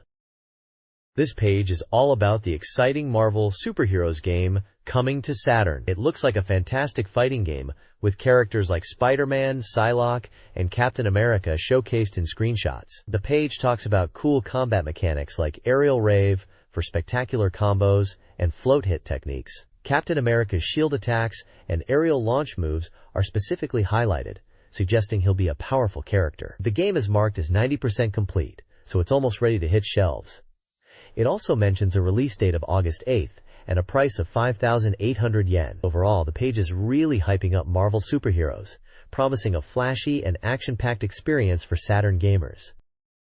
This page continues the focus on Marvel superheroes, showcasing more about Captain America and Spider-Man. It dives into Captain America's moves, detailing his shield slash, a throwing attack where he can retrieve his shield, and Stars and Stripes, an aerial attack. They also highlight his Charging Star move, emphasizing its invincibility and counterattack potential. Moving on to Spider-Man, the page describes him as a nimble character, known for continuous attacks and web-based special abilities. It showcases his Spider Sting, an aerial uppercut attack that can be chained into further attacks. Web Swing and Web Ball moves are also featured, explaining the difference in their usage for mobility and trapping opponents. Finally, Web Throw is shown as a powerful move after trapping an enemy with the web ball. The page also mentions Message Situation Judgment, explaining that the game displays various messages during matches based on game situations. Examples like First Attack, Aerial Rave, Danger, and Super Finish are shown, adding to the game's dynamic feel. The reviewer seems impressed with the game's combo potential and exciting message system. This page continues with Marvel superheroes, focusing on Hulk and Iron Man. For Hulk, it details his character traits as a powerhouse who can grab and throw opponents, even from guard positions, emphasizing his strong normal moves and grapple attacks. His special moves are highlighted: Gamma Charge, a tackle move, Gamma Slam, a body slam, and Gamma Tornado, a throwing move. Moving to Iron Man, the page describes him as a high-tech genius inventor whose attacks are powerful but indirect and require good spacing, suggesting he's not suited for close combat. It mentions his aerial attack activated by crouching strong kick and his need for strategic guarding and canceling move recovery with special moves. The page also introduces the gem system, detailing 6 types of gems that act as power-ups. These include Soul Gem for health recovery, Space Gem to negate damage while attacking, Power Gem for increased attack power, Time Gem to speed up character actions, Reality Gem for additional assist attacks, and Mind Gem to increase the super meter of gems. This system adds another layer of strategy to the gameplay. This page introduces the character Juggernaut, or Jumagoras as he's known here in Japan, from Marvel superheroes. He's described as a chaotic destruction god, Quite the intimidating name. The page highlights his octopus-like appearance and mentions his versatile attack methods using his tentacles, with different reach options depending on the situation. It notes his special moves include projectiles, rush attacks, and throws. Moving on to his special moves, we see Mystic Step, which seems to involve teleporting or quick movement. Then there's Mystic Smash, where he rolls into a ball and charges, and Devitalization, a grapple move where he lifts the opponent and slams them down. The page also continues discussing character specifics, bringing back Iron Man from the last page. It mentions his air dash ability for quick aerial maneuvers and his Smart Bomb, which is a close-range explosive attack, good for aerial engagements. Finally, it details Iron Man's Unibeam, a straight beam attack from his chest. The damage and hit count of the Unibeam varies depending on the distance to the opponent, hitting harder up close. Lastly, there's a section about chain combos, emphasizing the importance of timing. It explains that chain combos are executed by pressing buttons with good timing and are character-specific. Screenshots show Spider-Man and Hulk performing chain combos as examples. This page delves into the world of Virus, Battle for the Cybernet, a massive hybrid adventure game spread across 3 creeds. The page highlights the game's cyberpunk story and introduces its original interface system called POS. The storyline focuses on a mystery within a cyber network. The protagonist, Surge, is a former blue metal armored soldier. During a virus eradication operation called Virus Extermination Operation, his unit, Blue Metal, was decimated. Surge was the sole survivor, and, seeking revenge against the virus that destroyed his comrades, he decides to enter Stand. The POS operating system in Virus uses direct and intuitive interfaces. Commands are executed using dedicated buttons, eliminating the need to select commands. Once players memorize the button layout, they can control Surge and immerse themselves in the game world seamlessly. Finally, we meet Surge's partner, Erica Klesfield. She's a young woman sent from Stand headquarters. Despite initial doubts from Surge about her abilities, Erica proves to be a reliable ally. Stand investigator, 20 years old, with extensive experience in cyberbrain information diving. Her past is largely unknown, but she and Surge are the only survivors of a certain incident, hinting at a shared history. Virus, Battle for the Cybernet, begins with Erica and Surge's mission, with Surge registering as an investigator. Players dive into the network using the SCOW system. The game introduces terminology like item boxes, clusters, currency, license rank, leveling, and the video phone. Melody, a master AI, guides players. Day 2 features combat training in 3D dungeons. Surge gathers weapons and registers his body data. Characters introduced include Astadich, a weapon provider, and Marie. Combat utilizes a heads-up display, HUD, with HP, AP, action points, a cursor, and action icons. The game emphasizes quick decisions during battles. This page continues the preview of Virus, Battle for the Cybernet. It seems Surge has completed his training and is heading to the History Network to search for his comrades. Despite the area being sealed off and ruined by a virus, he believes his comrades are alive.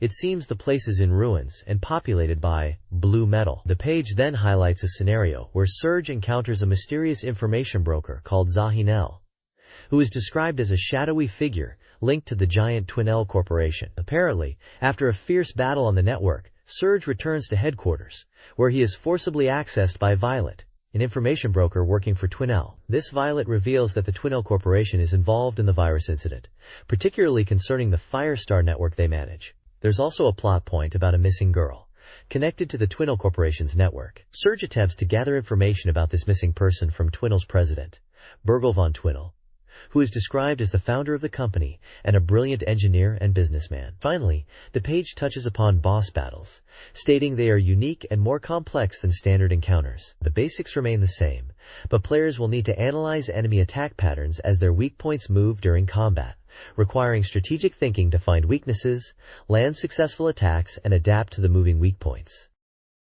Virus, Battle for the Cybernet, reveals Surge's investigation into a missing girl and a virus outbreak. Surge utilizes various networks to gather information. The culture and business networks, part of Twinell Firestar, provide maps and scene details. The fantasy network, however, is infected, with Serge and Erica battling demons alongside a potentially untrustworthy guide, Amul. The Net Army, another antagonistic force, deliberately spreads viruses within the business network. Serge must solve an incident, investigate Twinnell Corporation, and potentially explore a back network linked to the mysterious Donna. The dangerous Red Crow virus emerges in the business network, threatening Serge, who is aided by the return of Smiley. The game also features mini-games to break up the storyline, with screenshots showcasing environments like the Twinnell Corporation elevator, the Fantasy Network, and Business Network interfaces. This page introduces a game called Adventure Action Mono Mono, focusing on item collection and how it drastically changes battles. It's an RPG, where your equipment isn't just about stats. It fundamentally alters your fighting style. The page highlights that there are 200 different types of weapons to collect, and each weapon has unique characteristics impacting gameplay. Screenshots show in-game battles, item acquisition, and menus detailing weapon stats like attack power and durability. There's also mention of a Mono Mono book, an in-game encyclopedia that catalogs all the items you collect. The game seems to encourage players to collect everything to see all the unique weapons and complete the item book. They describe the game's fun being in experiencing the variety and individuality of each weapon and how it affects combat. The next page delves deeper into Adventure Action Mono Mono, focusing on its dungeons. The main stage is the Trial Cave, a mysterious dungeon that reshapes itself every time you enter, changing enemy and treasure chest locations, along with the map layout. This means each playthrough offers a fresh adventure. Combat in this dungeon is action-based, not menu-driven. It emphasizes using your skills and reflexes. There's a focus on attack and defense, with high and low stances, and you can build up killy energy to unleash special attacks unique to each weapon. However, using these powerful attacks risks damaging your weapon.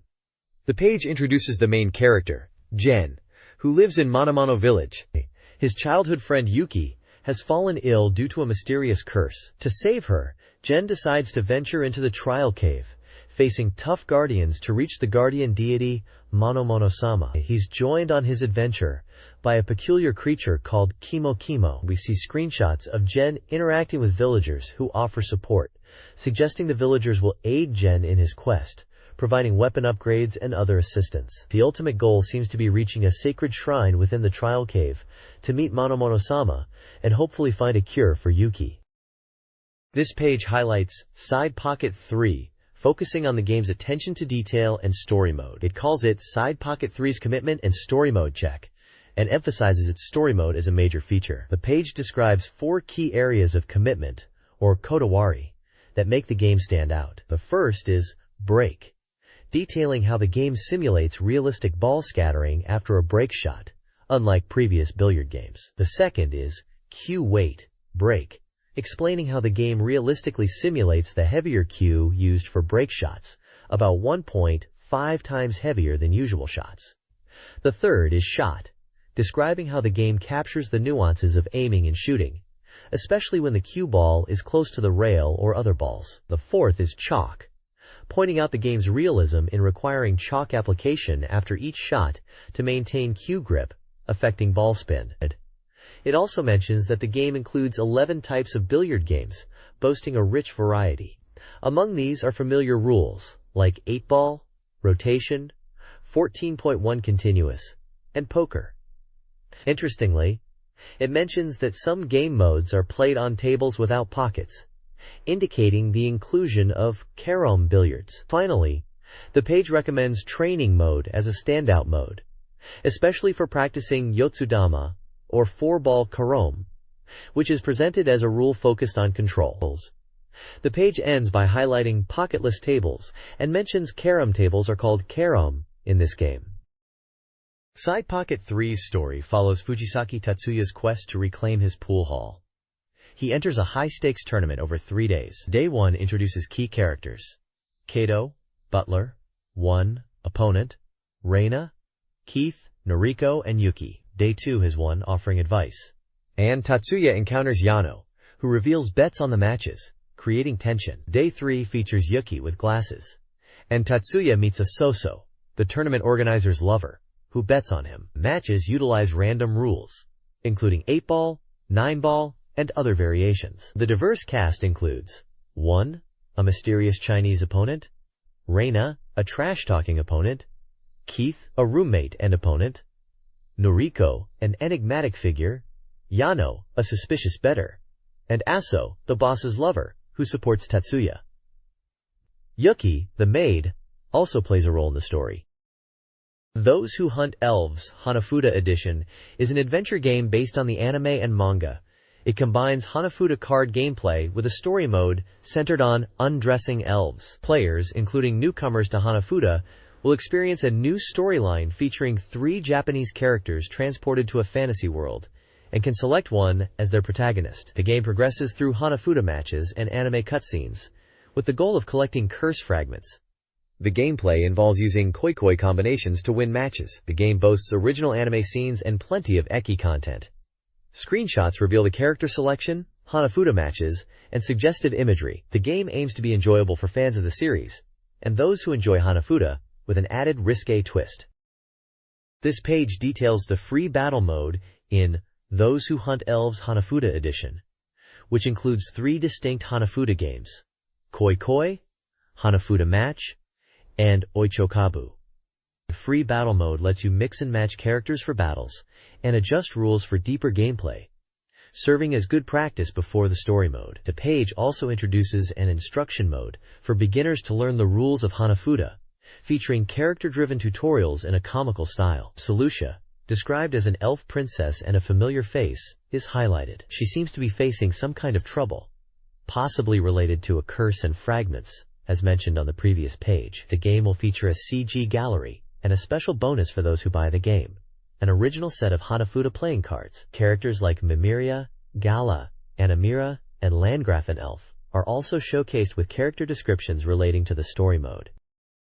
This page introduces My Dream On-Air Gama Tenakut, a voice actor training simulation game. The game puts you in the role of a magazine reporter who follows 8 aspiring voice actresses. Your job is to interview them, help them grow, and guide them towards their dreams of becoming voice actors. Gameplay involves scheduling interviews and visits, offering advice, and generally supporting these young talents. You'll be gathering information and building relationships to help them succeed in the Voice Grand Prix. Screenshots show gameplay interfaces with character stats like voice power and rhythm sense, and in-game events like auditions. The game is reported to be 70% complete, with developers highlighting the well-made game system, balance adjustments, and the fun of playing as a reporter. There's also a section showcasing a voice actor interview corner, and mentions events like auditions and trips being part of the game. Ultimately, you're tasked with raising the popularity and nurturing these voice actresses to stardom. This page is titled SEGA Saturn Soft Complete Guide, and it looks like an overview or guide for SEGA Saturn software that has been released. It mentions that this section is to enjoy software after release, and this time it will introduce 2 games with a lot of content.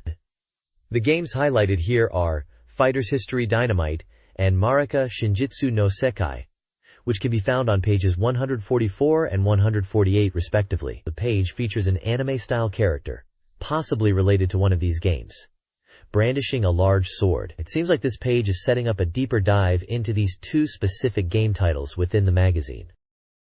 This page from the SEGA Saturn Complete Guide is dedicated to Fighter's History Dynamite, a fighting game now available on Saturn. It's an introduction to hidden techniques and player versus player battle strategies, going beyond what's in the manual. We're shown gameplay screenshots and character close-ups, and the page highlights specific fighters like Ray McDougal, focusing on his fast projectile attacks and rushdown style, recommending using his heel kick to punish jumping opponents. There's also a section revealing Ray's special move called Tenchisho, Heaven-Shattering Strike, performed by pressing down, back, and all 4 buttons at once, described as a powerful and invincible move. Another section features Karnov, referred to as Mantle here, emphasizing his aggressive, close combat fighting style and his signature Tiger Stream Shattering move. The guide suggests using his strong attacks and combos to overwhelm opponents. Finally, Thunder Dynamite, a special move for another character, is detailed as a charged dynamite tackle, providing a powerful finishing move in combos. The overall tone is about mastering hidden techniques to become a formidable player in versus battles. This page continues the Fighter's History Dynamite Guide, introducing strategies for 4 more characters. First up is Tomahawk Samchai, a powerful fighter with strong special moves like the Tiger Hard Grasp executed with a forward, down forward, and weak and strong punch combination. He excels at zoning and using jump attacks. Next we have Li Dai Long, a character known for his relentless rushdown style and continuous attacks. His special move, Kutoku, is performed with a forward, down forward, forward, and punch input. The guide emphasizes his aggressive, offensive capabilities. Then there's Kano Ryoko, a judo expert who thrives in close combat. Her signature move is the shoulder wheel throw, performed at close range with forward, down forward, back, and punch. The strategy revolves around getting close and utilizing throws. Lastly, Jean-Pierre is highlighted, focusing on projectile and sliding attacks, as well as the flick-flack move. His special move, Rondart, using down, forward, and kick, is also featured. Jean-Pierre is advised to control space with projectiles and sliding techniques. The page continues to offer insights into mastering different characters and their special moves to enhance your gameplay. This page continues the Fighter's History Dynamite Guide, showcasing strategies for 4 more characters. First up is Matlock Jade, described as a tricky character who excels at sneaky and grounded attacks. His Loop Hurricane special move is performed with back, plus weak punch, plus strong kick. The guide advises using jump attacks and ground projectiles to control the pace, and then mixing in overhead kicks. Next is Marcestorius, a powerhouse wrestler. Here his drill power slam move is executed with forward, down, back plus punch. The review mentions his slow jump height, but emphasizes his powerful throws, recommending closing the distance and using throws to dominate, especially his strong throw, which can turn the tide of battle in one hit. Then we have Phylon, a character who uses long-reach, standing strong punches. Her sliding white crane double wing kick move is done with down back, charge forward plus punch. The guide highlights her zoning capabilities with projectiles and aerial techniques, but also points out potential instability and advises caution. Lastly, Zazie Mohaba is featured, known for his long-reach normal attacks and strong aerial hellfire move. His Desicat move is forward plus kick. The review emphasizes his use of dashing and step techniques to confuse opponents, mixing in hellfire attacks, and utilizing his long-reach standing weak kick for mid-range control. The guide concludes by suggesting using jump strong attacks, followed by hellfire, for decisive combos. This page continues the Fighter's History Dynamite Guide and introduces 4 more characters with their strategies. First is Youngmi, whose special moves are described as easy to use. Her Fire Vinta is executed by quickly pressing weak punch and weak kick. The guide suggests utilizing quick movements in combos to maximize effectiveness, and using jumping attacks and projectiles. Next, Clown is presented as a tricky character, whose battle style is surprisingly grounded, and relies on understanding distance. It's advised to adapt strategies to the opponent, and prioritize using normal moves effectively, especially strong punches and kicks for zoning. Special moves are crucial, but require strategic thinking. Then we have Karnov, depicted as surprisingly agile for his size. His special move strategy involves the balloon attack, followed by jumping and using weak punch, which can be repeated. For close combat, closing the distance is key. After a jump attack, landing and using a strong punch into a 100 kick combo is recommended. For ground battles, the standing strong kick projectile is useful. Finally, there's a section dedicated to CPU battle strategies, focusing on Young Kimmy. It discusses using rising attacks, jumping attacks, and one-pattern strategies to defeat the CPU. The guide mentions that relying solely on special moves against the CPU is risky, and emphasizes the importance of varied attack patterns to overcome the AI. This page delves into the Fact Mechanism, the villainous organization from the game Marika Truth of the World. It reveals the key members of this group and their roles. At the top is Toolerman, the leader aiming to reshape Japan. His secretary, Franz Wareyes, provides him with precise data and is a capable subordinate. General Ronald, another leader, aims for destruction and rebirth, showing a ruthless side. Olga, a psychic warrior under Toolerman's command, is tasked with assassinating Marika but hesitates to kill. The page also introduces the Armored Sisters, Ran and En, depicted as mid-bosses. Ran is a powerful armored warrior skilled in both mobility and defense. Ence is also armored and possesses flight capabilities.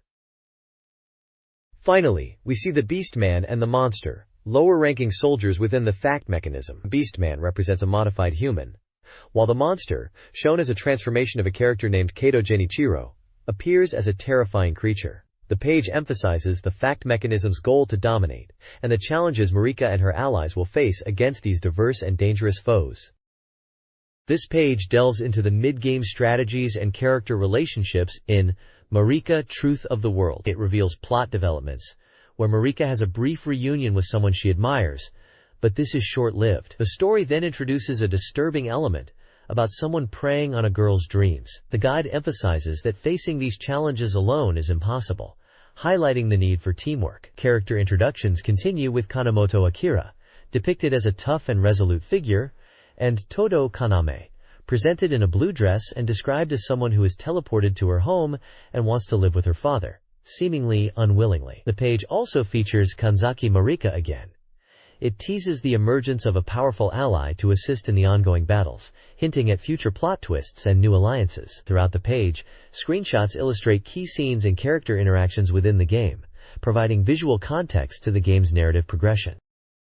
Capcom celebrates the 10th anniversary of Rockman/Mega Man. The page announces treasure lottery winners for Cyberbot's serial numbers, awarding prizes like Street Fighter 2i t-shirts and signed DX secret files. A Marvel Jack-in Tower record event at Tower Records Shibuya, tied to Marvel Superheroes vs. Street Fighter, offered game corners and merchandise. Popularity rankings are also revealed.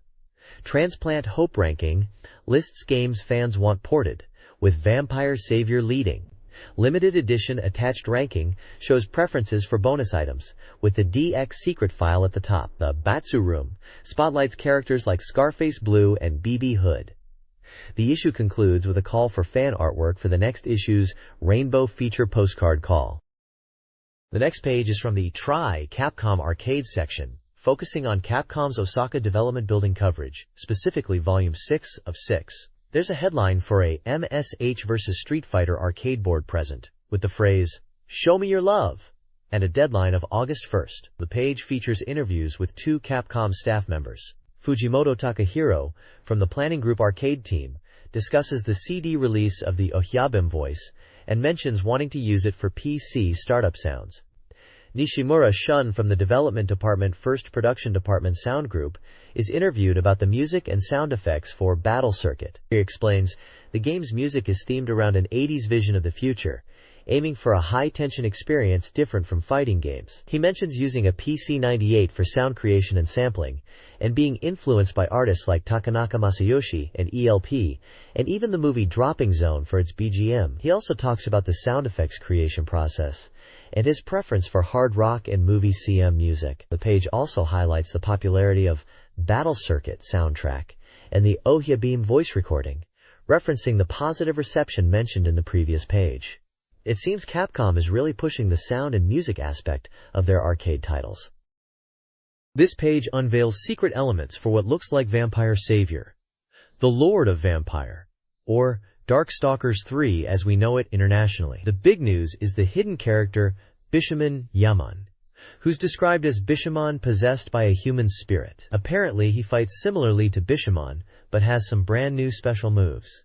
If you manage to beat him, the ending is even supposed to be different and include Anita. To make Bishamon Yaman appear, you need to play on 1 credit without using continues, and win every single round against all characters, including the bosses. Crucially, you need to finish at least 2 rounds with X special moves. There's a table listing all the required X moves for each character that you'll need to use to meet this condition. The page also details how to use Shadow and Dark Gallon. For Shadow, when you're selecting your character, you need to highlight the character you want and then hit the start button 3 times. For Dark Gallon, you highlight Gallon, hold down the start button, and press any attack button 3 times for the 1P color, or kick button 3 times for the 2P color. Lastly, there's a section called Still More, hinting at even more hidden techniques and tips, but they don't go into deep detail here. It's a page packed with secrets to discover in Darkstalkers 3. The next page continues the developer interviews with Mr. Funamizu and Mr. Harada, focusing on hidden elements in what we know as Darkstalkers 3. Funamizu mentions that originally there was a plan to have guard cancels in the game, but they were dropped. Harada talks about Anarcharis's big desperation moves and how they were balanced. Funamizu jokes about how difficult it was to get guard cancels working properly, and the team eventually decided to scrap them for this title. They also discuss victory poses, with Funamizu mentioning that he wanted to include lots of them and allow players to select them freely, emphasizing that victory poses are all about character expression and fun. Moving on, there's a section called Exploring Capcom Development Headquarters, which seems to be a peek into the actual Capcom offices. It shows a door marked 4F and a rather chaotic warehouse space filled with boxes and equipment. The text mentions this is the debug room and warehouse, off limits to non-staff. It humorously points out the messy state and warns about tripping hazards, suggesting it's a typical developer's workspace. Finally, we have a Madonna of the Week section, introducing a person named Bicycle Nakamura from the publicity team. Her quote is, "Someone please give me the latest version of Tamagotchi." A very 90s request, showing the Tamagotchi craze was in full swing even within Capcom. This page jumps right into the Saturn version of Biohazard, which we know internationally as Resident Evil. It seems like they just got their hands on the Master Room very late on June 25th, just past 11 p.m. Talk about a tight deadline for the magazine. The headline is very dramatic, saying, "And then the tragedy began." Perfectly setting the mood for Resident Evil. They're calling this section Hirokapu Extra Edition, and are really hyped to finally be able to cover the Saturn version, even if it's past their usual deadline. They emphasize that they'll report on the game's completeness as much as possible, highlighting the excitement of weekly magazine publishing. The page gives some key details about the game. It's from Capcom, releasing on July 25th for 4,800 yen, and it's tagged as survival horror. Plus, they mention there will be a first-run bonus for early purchasers.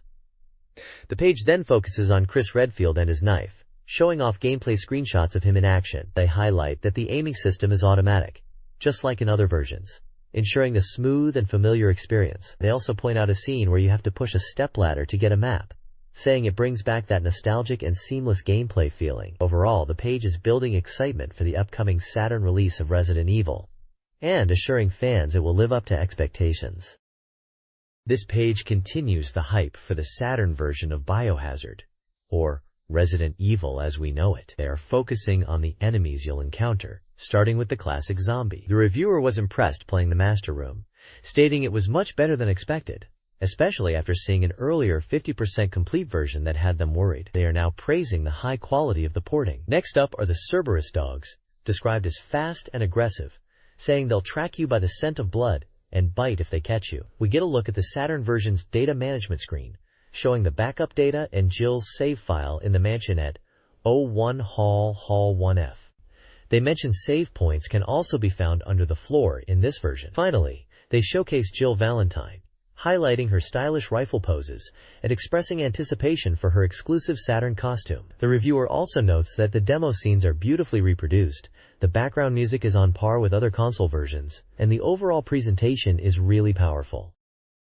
Elf is bringing Duke Yusei 2 to Windows 95, a week after its Saturn release. This PC version boasts significant visual upgrades, including a jump to 16.77 million colors from the PC 98's 256, and improved sound.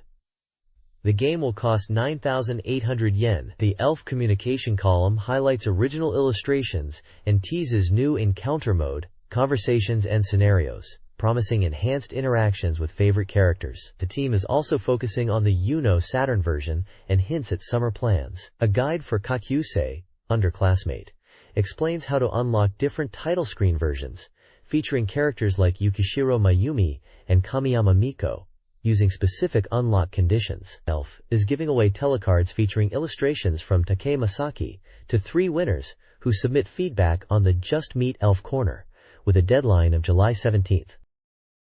The next page presents Welcome to Aya Kadoi World, an elf-themed manga strip. It seems to be a regular feature in the magazine, this being the 13th installment. The page kicks off with a little blurb mentioning that someone at Elf saw some peculiar books on a shelf, wondering if creators have wide-ranging knowledge. This leads into a 4-panel comic strip.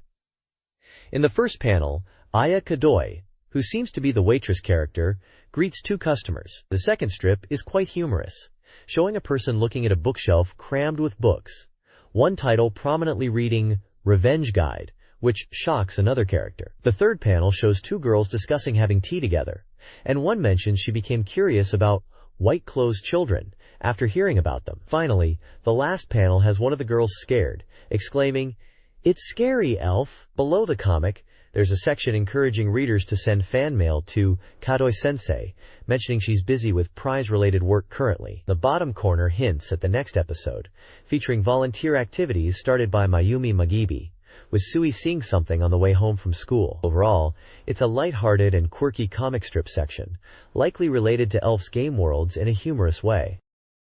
This page is an exciting announcement for a special project from Victor Interactive Software, advertising a tournament for their horse racing simulation game, Classic Road. It's called the Saitama Cup Battle Royal, a reader participation event hosted by weekly SEGA Saturn magazine. The tournament will utilize the CR Battle Royal mode within Classic Road, allowing up to 600 horses to compete over a year-long simulated season. The grand prize for the winner is a brand new monitor, perfect for playing the game, and presumably a copy of Classic Road 4. The page highlights a Saitama Cup pre-tournament, featuring writers from the magazine battling it out, showcasing gameplay from the 1995 season of CR Battle Royal. We can see screenshots and data tables for 2 horses, Grapefruit Fruits and Shiori no Preater, detailing their race records and earnings. There's also a section focusing on 3-year-old horse racing, specifically mentioning a horse named Shiori no Preater, achieving 2nd place in the Hanshin 3-year-old unridden stakes. The article emphasizes the importance of early earnings for 3-year-old horses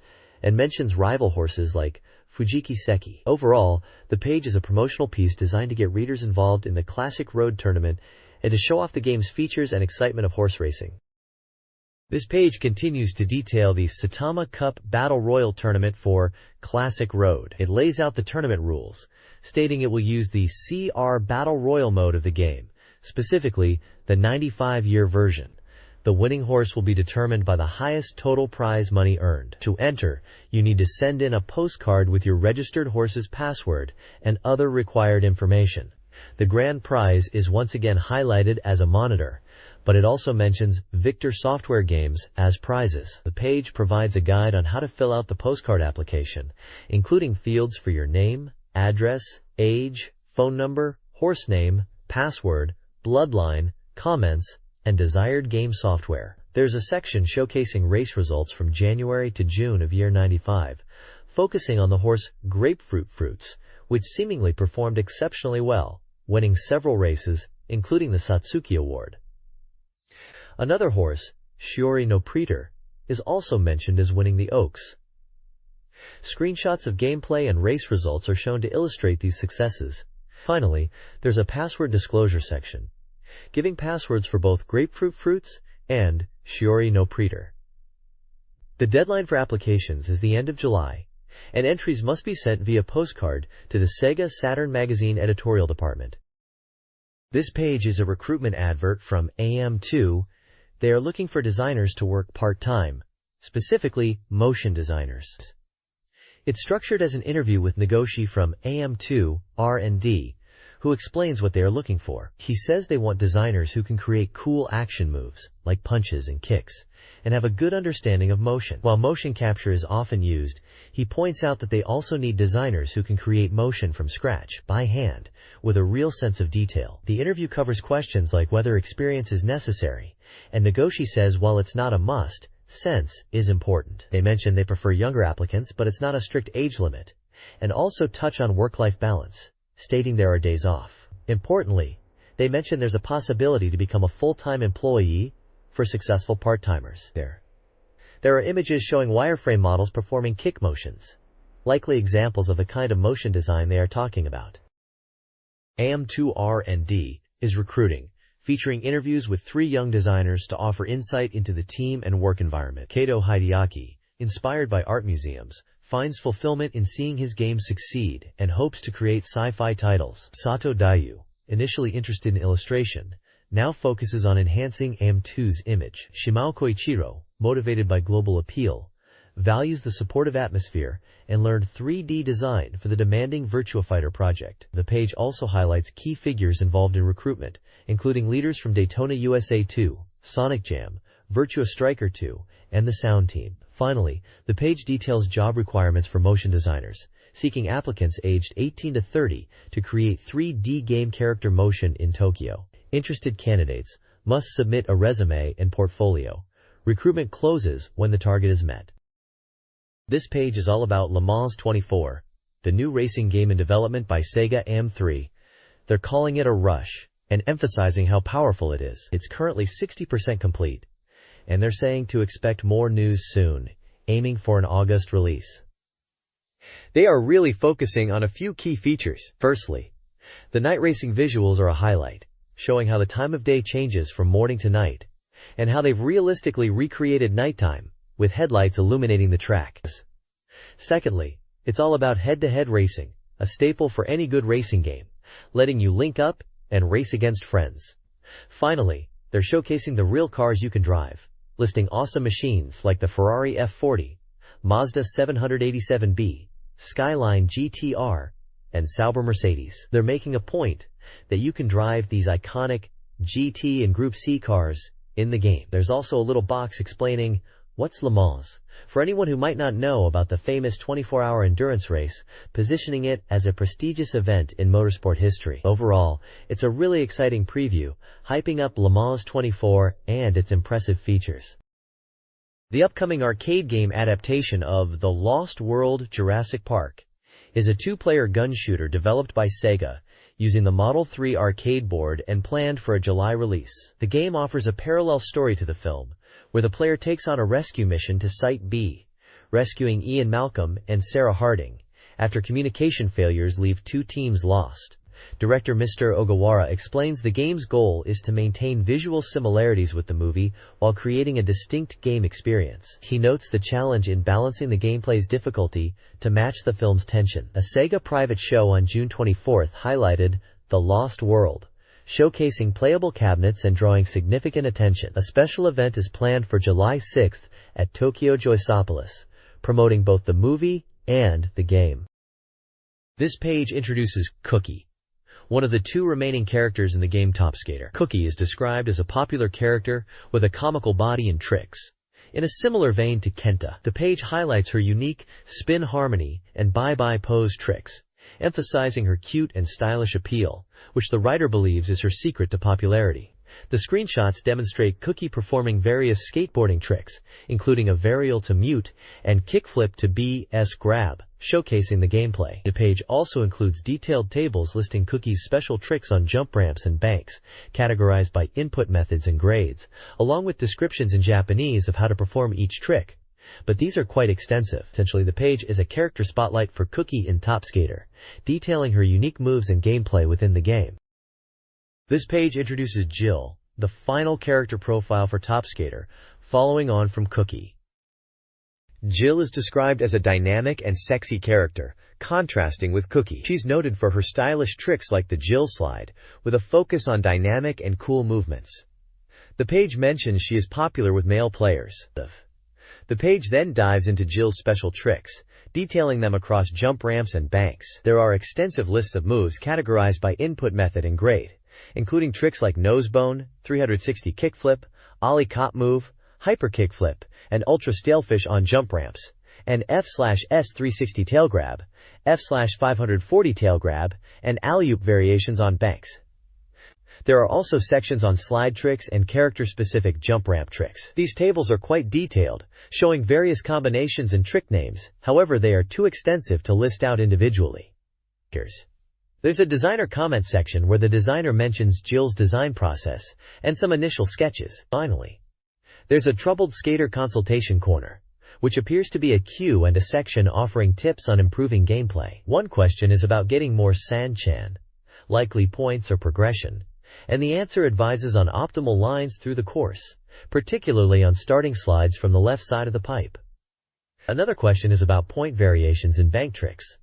Despite the same inputs, the answer explains, bank trick input timing is strict, and advises focusing on precise trick execution and timing. The next page dives into the artistic side of Cyber Troopers Virtualon, focusing on the graphics and artwork, with an interview featuring Nobuyuki Arisui. He's known for his work on Virtua Fighter graphics, and has been involved with Virtualon CG from the start. This article highlights some brand new artwork with a science fiction twist.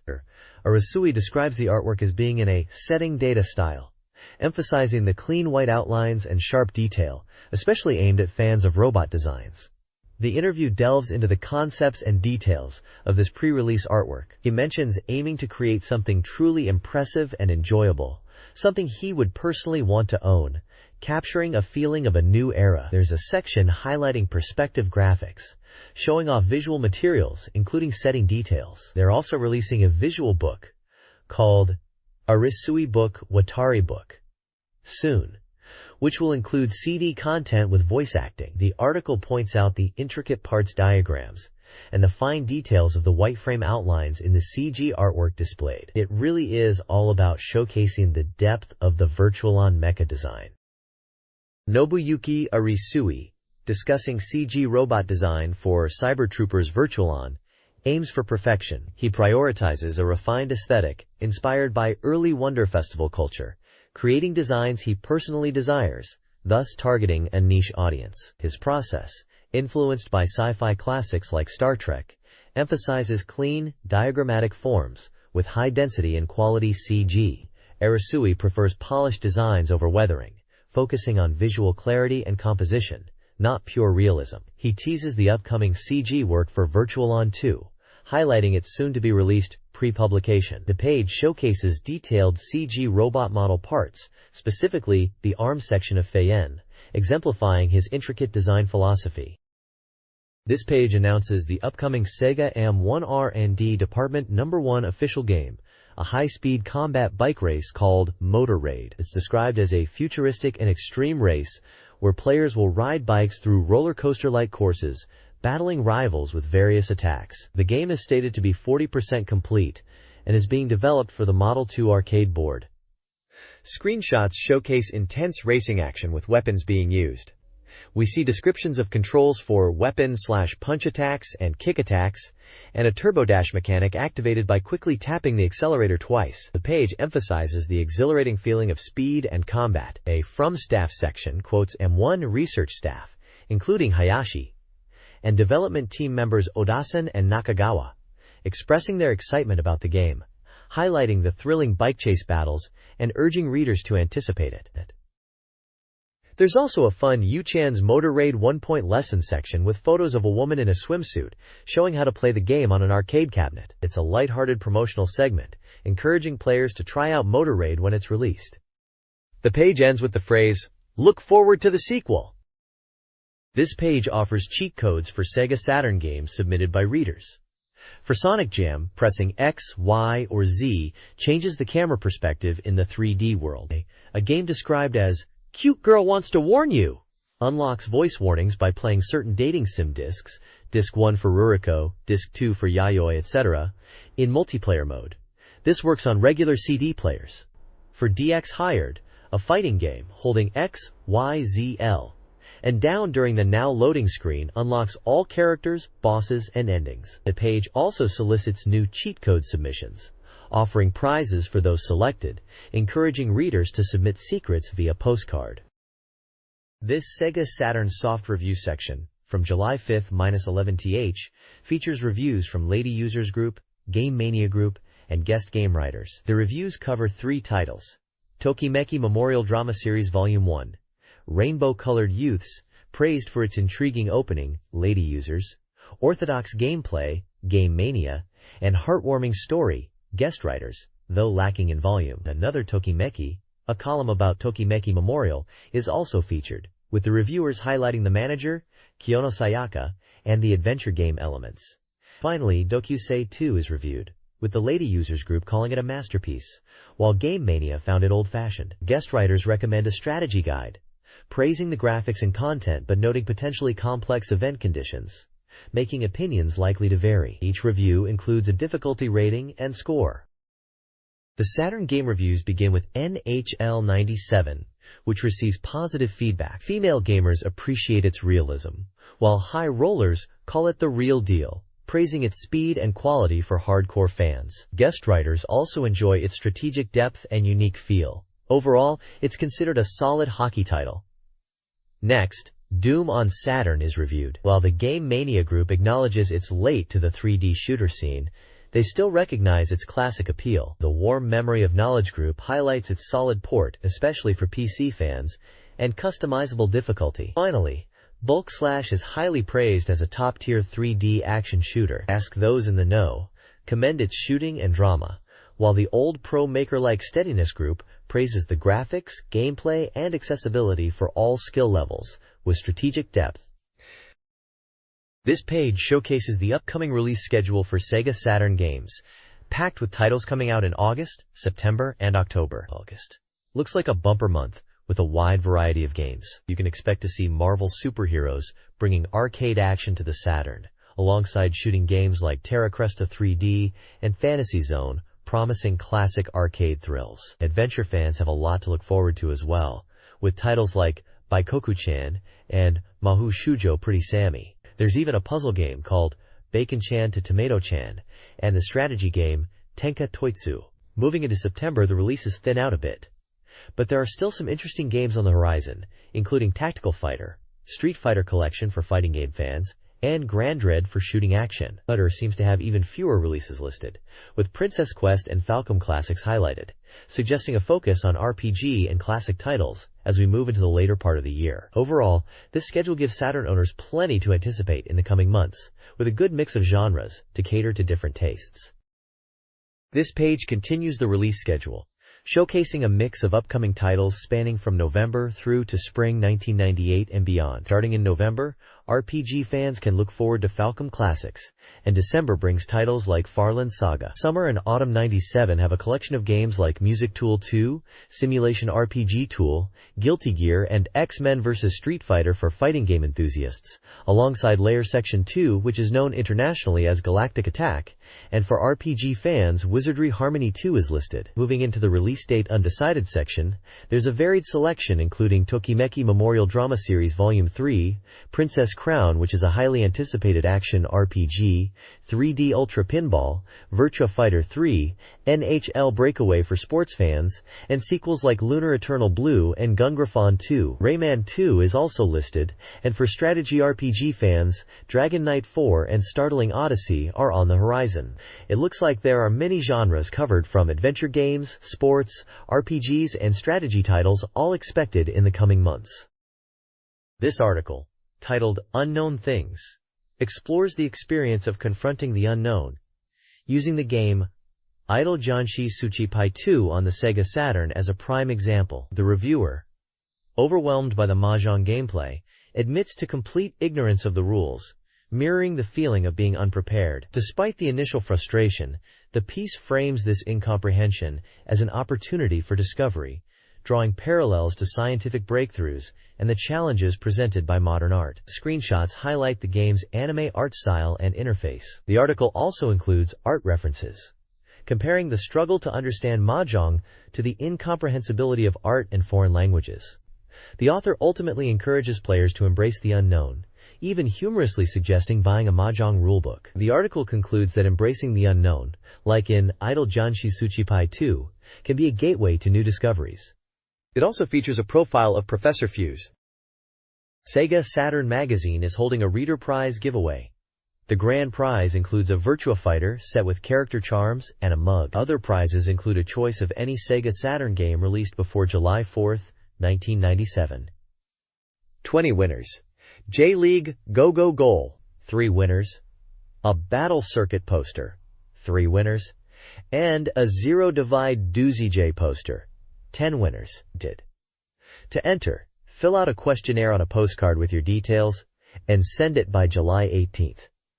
Winners will be announced in Volume 28. The magazine's content questions can be asked via phone during weekdays between 4 to 6 p.m. The next issue, Volume 27, releases July 11th for 350 yen and promises summer content including 100 girl characters, gravure photos, Grandia content, and a Credrome. This page showcases the Sega Saturn fighting game, Shaolin Do Rabbit Shaolin Ken, which is known in Japan as Jushinju, Rabbit Chinese Ken. It's advertising the game as currently on sale. The page highlights the game's key features, starting with the tagline, "Standing are 8 dark assassins." It emphasizes that all 8 characters are selectable. The game revolves around 8 Beast God orbs, which grant freedom and power to those who collect them. Gameplay mechanics are detailed, including Beast God attacks, where animal spirits assist players, an instant defense system for countering attacks, evasion to avoid enemy moves, and original continuous techniques allowing for player-created combos. It also mentions the birth of a new move system, suggesting deep customization in combat. We get to see 4 of the characters: Aegith, Yulan, Wuling, and Eddie. The page includes 3 small screenshots showing the fast-paced fighting action of the game. Published by Electronic Arts Victor for the Sega Saturn, Shaolin Du Rabbit Shaolin Ken is advertised at a standard price of 5,800 yen. This page continues to showcase Shaolin Du Rabbit Shaolin Ken, known as Jushinju, Rabbit Chinese Ken in Japan, and is promoting the game's intense battles with the tagline, "Raise the fierce fight." We get introduced to 4 more of the playable characters. They are Rex, Jaco, Tianren, and Hoenn, adding to the roster of fighters. There are also some small screenshots at the bottom, which give us a glimpse of the fast-paced fighting action we can expect in the game. It's published by Electronic Arts and is for the Sega Saturn, as we can see from the copyright info at the bottom. The next page showcases Real Sound, Wind Regret, a really interesting title for the Sega Saturn. The tagline is, "That Wind Changed Us," and it seems to be an audio-only game, meaning you play it entirely by listening, without looking at the screen. It's set to be released on July 18th, and comes as a 4 Candelas set priced at 6,400 yen. The team behind it includes Kenji Ino as planner and director, Yuji Sakamoto handling the script, and Keiichi Suzuki composing the music. The voice cast is pretty well known, featuring Takashi Kashiwabara, Miho Kano, and Ryoko Shinohara. The text on the page talks about childhood memories, confusion about love, and feeling lost, suggesting a narrative-heavy experience focusing on these themes. It definitely sounds like a unique and experimental game for the Sega Saturn.